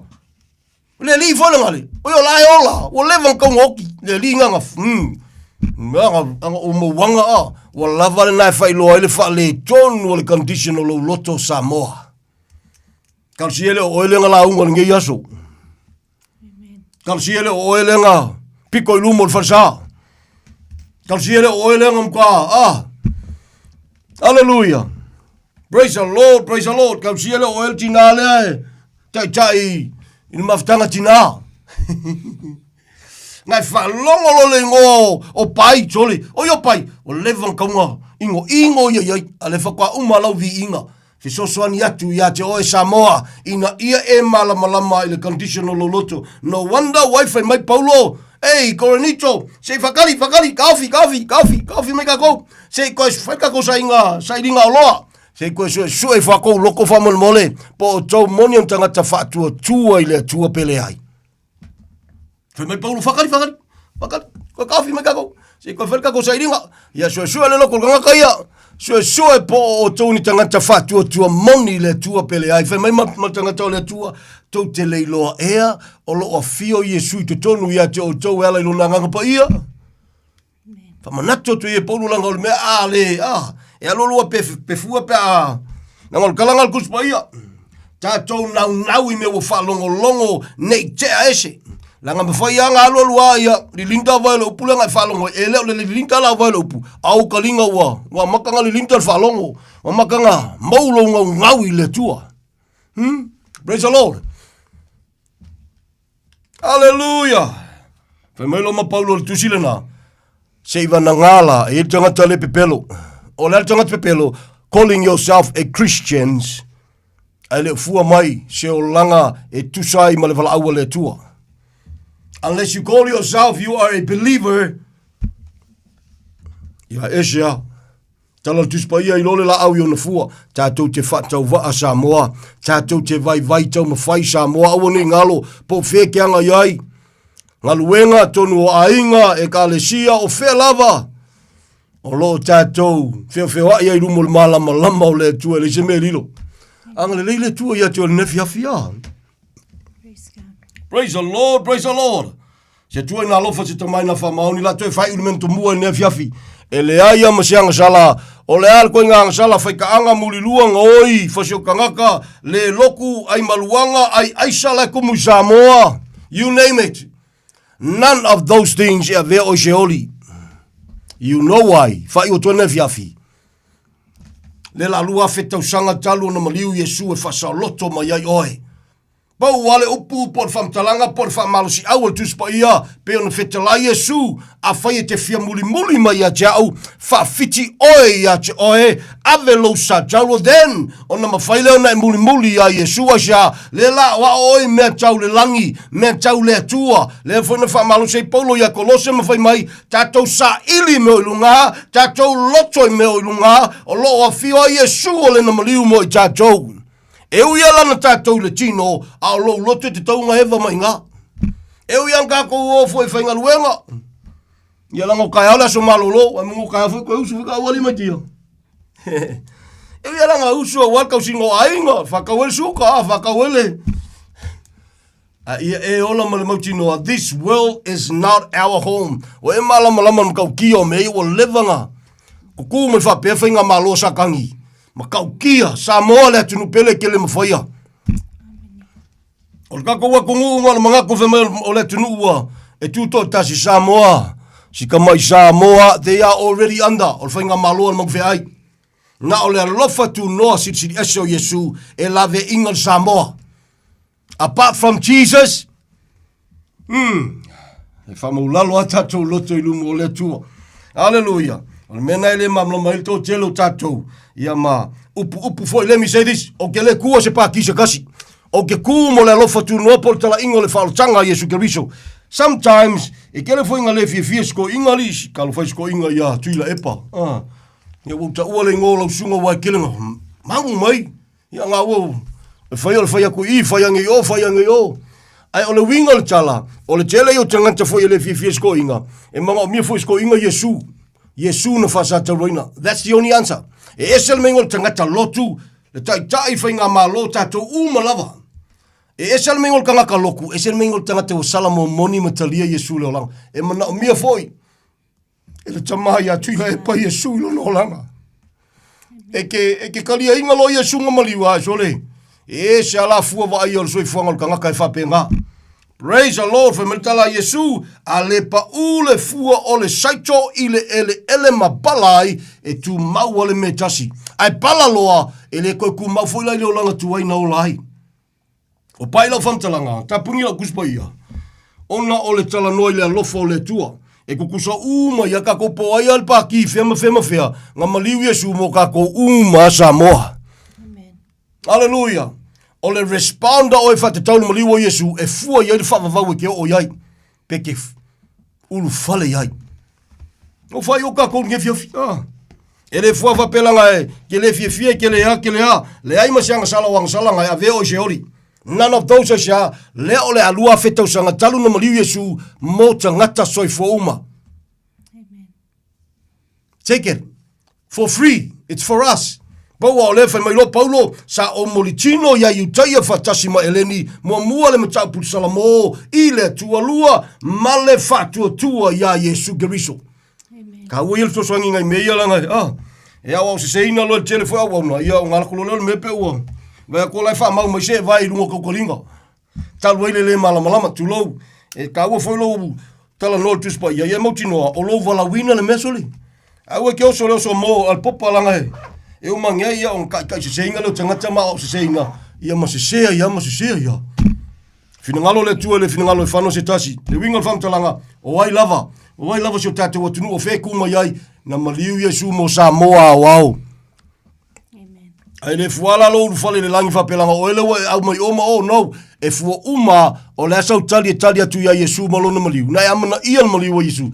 That is the reason o le afua ia le fa vau e te fale ma e alu iai e ui lava le fai le tua le to Samo stangata soifua. Let me say that again. Samoa ele o le anga sala i sia mau anga sala. So se anga sala ke lol kuspaia none of those. Ole tulanga ole ama faina fa fanoina le tangata ina ua le amana ia le tangata le alo pele to tasi ole atua o Yesu Keriso lona suafa tau tino ilawa lau Israelu papupula i maka o le kamalo le ipu filfilia le woa ku Samoa tau alanga foila mo Samoa o Yesu le tali menef so sonia tuai ta tou fa molmole la wa fe au se o son ka sa ka ngaka kau i kangaka le lofo le tua, kau i le mafuanga na ringa maliu Yesu. Ai leo le vakolo sau ke kusi ia ngai. Koko ia ka ingi ia ulunga i kangaka le. Si ia kule mau ngal feku ua soli se fa mole. E a faina maliu Yesu e fasa o loto tatou, tu lou la fai waina. O waila le Samoa, tu lou la vale ano e fa polo ngale si Samoa nga maliu Yesu e fasa o loko. O ai. Pe a whaina maliu Yesu e whasa o loto oi. Ai ole saulotonga e au auna ma lofa ai tala na tusbaia. E leo se saulotonga e whai ele me fie ka malo matua le aifa mole. O le saulotonga e te au auna ma e lofa ai. Au auna lona winga ele leadership e ke ola ai. O le leadership o lo kai inga le nganga pa ia. E ola e tu samalupu peona whapelo po tusi. Tau tala e tu samalupu. Au auna e tu samalmalosi ina ia vi ia le tuol tamai me uma. It's an honor. Whamanuia le tua whaftai atu. Iso se Samoa o mantua nipul kalami lau te talo. Thank you. O niso Samoa ke lo kwa kako whiloa ia ili keimi leola e whavavau. Ile no whangau ta pena ta mā. Mō tātou whamalo whawhetai le te talo. Whamalo nei te sila maika ke le iloa akul ko kele o kou. Whamalo whawhetai le se tala ingo se lotu. Langona le mawhangawhanga mua le lofa tu no le tua. Lua o talo talonga le upa ia. Le Tino Keriso, thank you. Ele se kalaingo se loku. O lo ta talo foi mamana tua. Ele ngata mo Samoa wao. O lo mantua Israel le nu le tua. Ele ngata foi le Tino Keriso langa ile se senga. Tala tuspa ia. Anga le lei i mea uma. E fatu tau i me tutupu le aso ma le aso. I tangata uma. Ai maise le ainga o le faa tua tua. E ele extra inga. Anga e ke alo foi sos kangaka. Ai extra la le menga asia o le ainga e ulu ai le tua e pule ai le tua e tai le tua e whamanuia e le tua. O e o salamamoni ma faa tua ia Yesu Keriso e le si de si ainga kupu po i lava ainga ie. Mika faa valvale ai sa mo se tulo. No. Paulo o le Israelu e mai o mea sao ngā ua ota mea uma ona o le sili ese o Yesu Keriso. Ka kua kanga sa mo e ka ua whanau to sanu ese wha pau. Au noa ma le tua i le lalolangi. A ona o le alofa tu noa o le tua o esa vava mamao le ua laka mai a Yesu po le tama ona o Yesu Keriso. Whamanuia le tua ia te o le nefiafi. Walu tasi tolu wha oli maiva. Walu tasi tolu wha oli maiva pe amna mil to swani. Olu fitu ono wha whalu o tasi wha. I love to help. Pe ono wha soa sei tu loa. E ke o solo i lungo le fuwa se ele loko. Ia elise mea oi maua. In Jesus' name. And you cannot beat the truth. To anybody. To anybody as se ele loko. Ai so se tangata e ngā lala e fia nau e wha soa le alofa le tua mana naupu. Man, e ke le foi fua. Whoever you are. E ke le foi fua. A wauna man wha maulalo i le tua. E mana mia tātou le nganga pa i o le tua e le mwhainga maua ka kou. Pe a whai le salamo moni ma wha tua ia Yesu Keriso. Li ia leli, tu mau alofa ta mai lungo tātou uma. Na, o whai usi te talo le nefiafi. Ka kou ma vai ai. Lo mai tua tua whafte tele, Father. Thank you so much, Father. Na tia le whatau wa. Na tia le whatau wa tama. Fo ia le vi inga ia te o le vi inga o le o me uma. Te le amana no ai me fi whawhetai ai lau a fiu. E me sa sio matu atu no pele o Samoa. Al whawhetai sili ata mao lau whaalatanga. O lau a fiu Yesu e leise pepelo i o whafonga. E leise sala. E le pona. E nei te ua veino matou whale tonu. O matou leanga uma matutu i lungo le satauru. Le satauru le nana tafe mai ai le alofa tu noa lau a fiu. So se tasi salamo moni ma whatua tua ia te o Yesu. E le foi fua le natangata. E te whamanuia, e te whaongaina mo lo malo, mo lo viinga. E te puipuina foi le natangata pe o ne whetala Yesu au mamoe. E whaalongo i lantou lo si ufufonga ua lantou i loa. Ma lantou muli atu fo i ate oe. E le whano e whavavau. E te whai le ola e whavavau.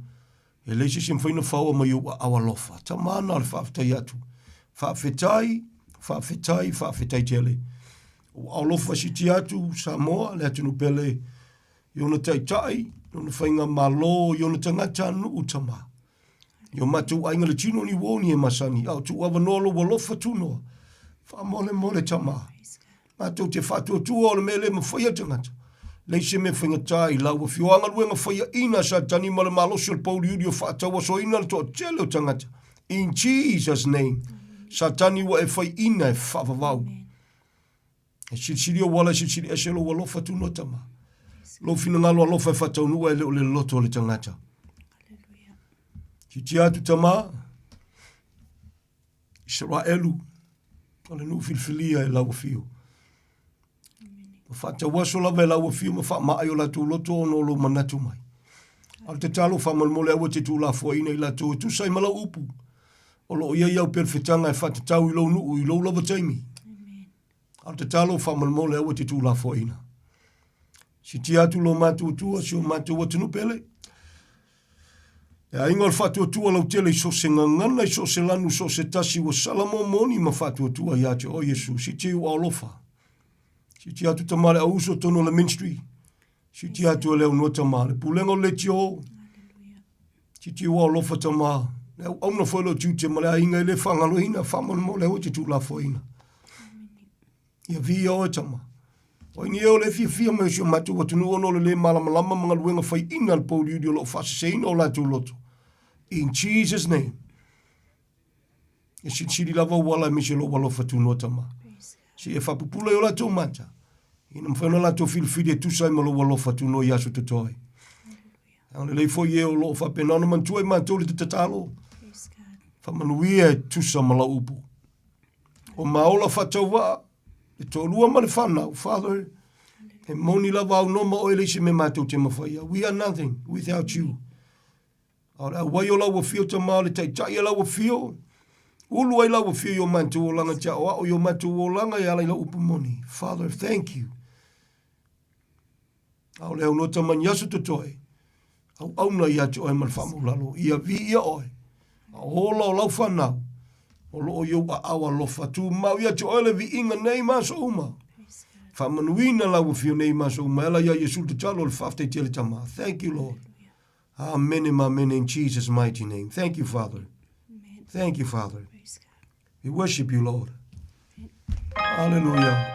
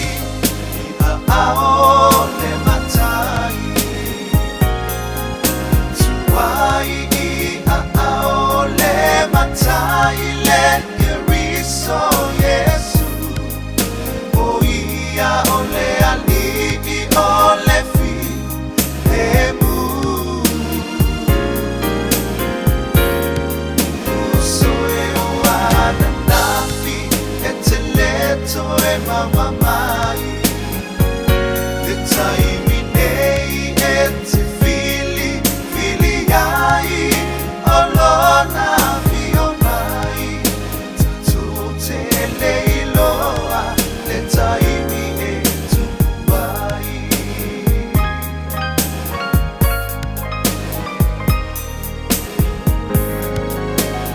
Sipo maleo pena nai, oi e tuai, whamai a tuai le tātou porklame, manu mā lole, upumoni tupenene pāsta, titi salpea, pari tue a Tania, mā lo whapatela, sungamat patua, tupenene nei porklame, tam liele i lungo ana, patonu i nei moto malawa, mo po i mano longa pile mui le lopa, malenga leo lo tātou atua, toi hui mai pori tātou porklame le nai le sao mo mua, pēr tātou ria le lopa, malanga leo tātou atua.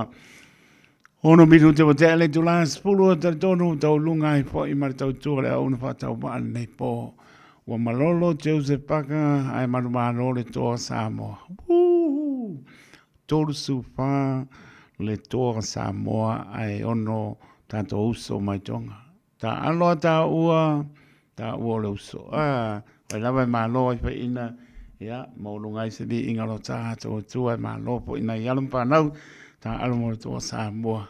Ma lor ta wivi ya or pe alfani ta alo polo ma sango pie te lele amano to se paka ta wona ma lo ya ala fo fa mo lo polim to lo pena ya le fo ta pena ai le ta pena ya si le mano lo ya ai ko ki makale penga wasta mo upunga le tu to se paka bane le swapa lupe so le te le lo no ka unga malo ya wile ya sawa fo o bona vali ya ai ni tale lo retina rematch iskai me luma pa kusai fo mal ya lungo por kiki kamanga kure ya kure mai kure yangi ya fo ya wala skako ame umma kama ulim kama pa ya maro lord pacifica ya so ya ele tu fo lang silsila le li be umma ya Pai lava o tūlanga nei, he muri lava hea te oea ngā ruenga lei mau ngā ruenga whane tonu.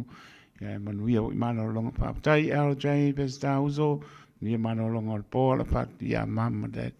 Hei koi mapata mai, ro peta, pele masina, ia, mana o lama lato malama, maputa mai kala whae, sua, maraparitua Maria, maraparitua, ia Maria, ia, lopatua, ue aru ki ngā ruenga.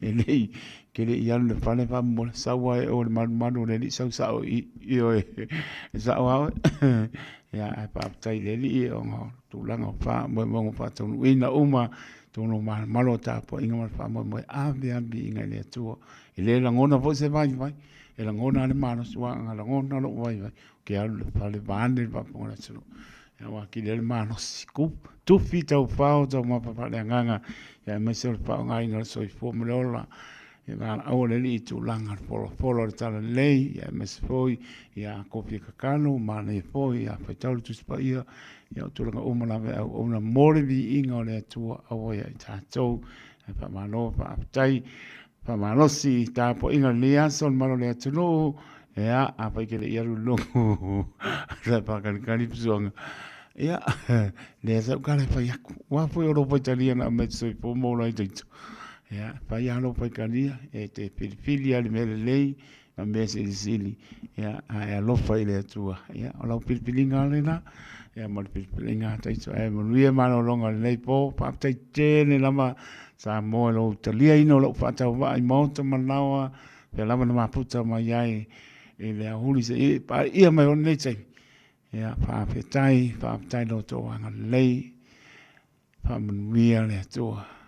Nia mano longa le nei pō, tia i tātou, ia whanau tele o lona alofa tu noa, moe while mō tō whāno nanga le lei, maua le aso atai au le anga le lei al matai, po ilvi inga le atua, manuia tele, ia le aso mano lo, leipa weekend, long weekend le utato, ia manuia lama, yo fai ma tala i lunga ala a le la mai baba ia te fai mai o le makua ma mafa ti mungo le sabili o le makangi le e ma vai kuanga iluma i le long weekend saunga le mua sau pa i mauta malawa sa o a Roberta pele masina baptai malai baptai mo amnya io o le pese mano longa e mria poi ia le aso mano lo le ato tato no lo patu le opengar ben stofi ale tua so stofi ne ia awala ma pena ina le upo le ola le sulu i o tato bahe o le lama i o tato wala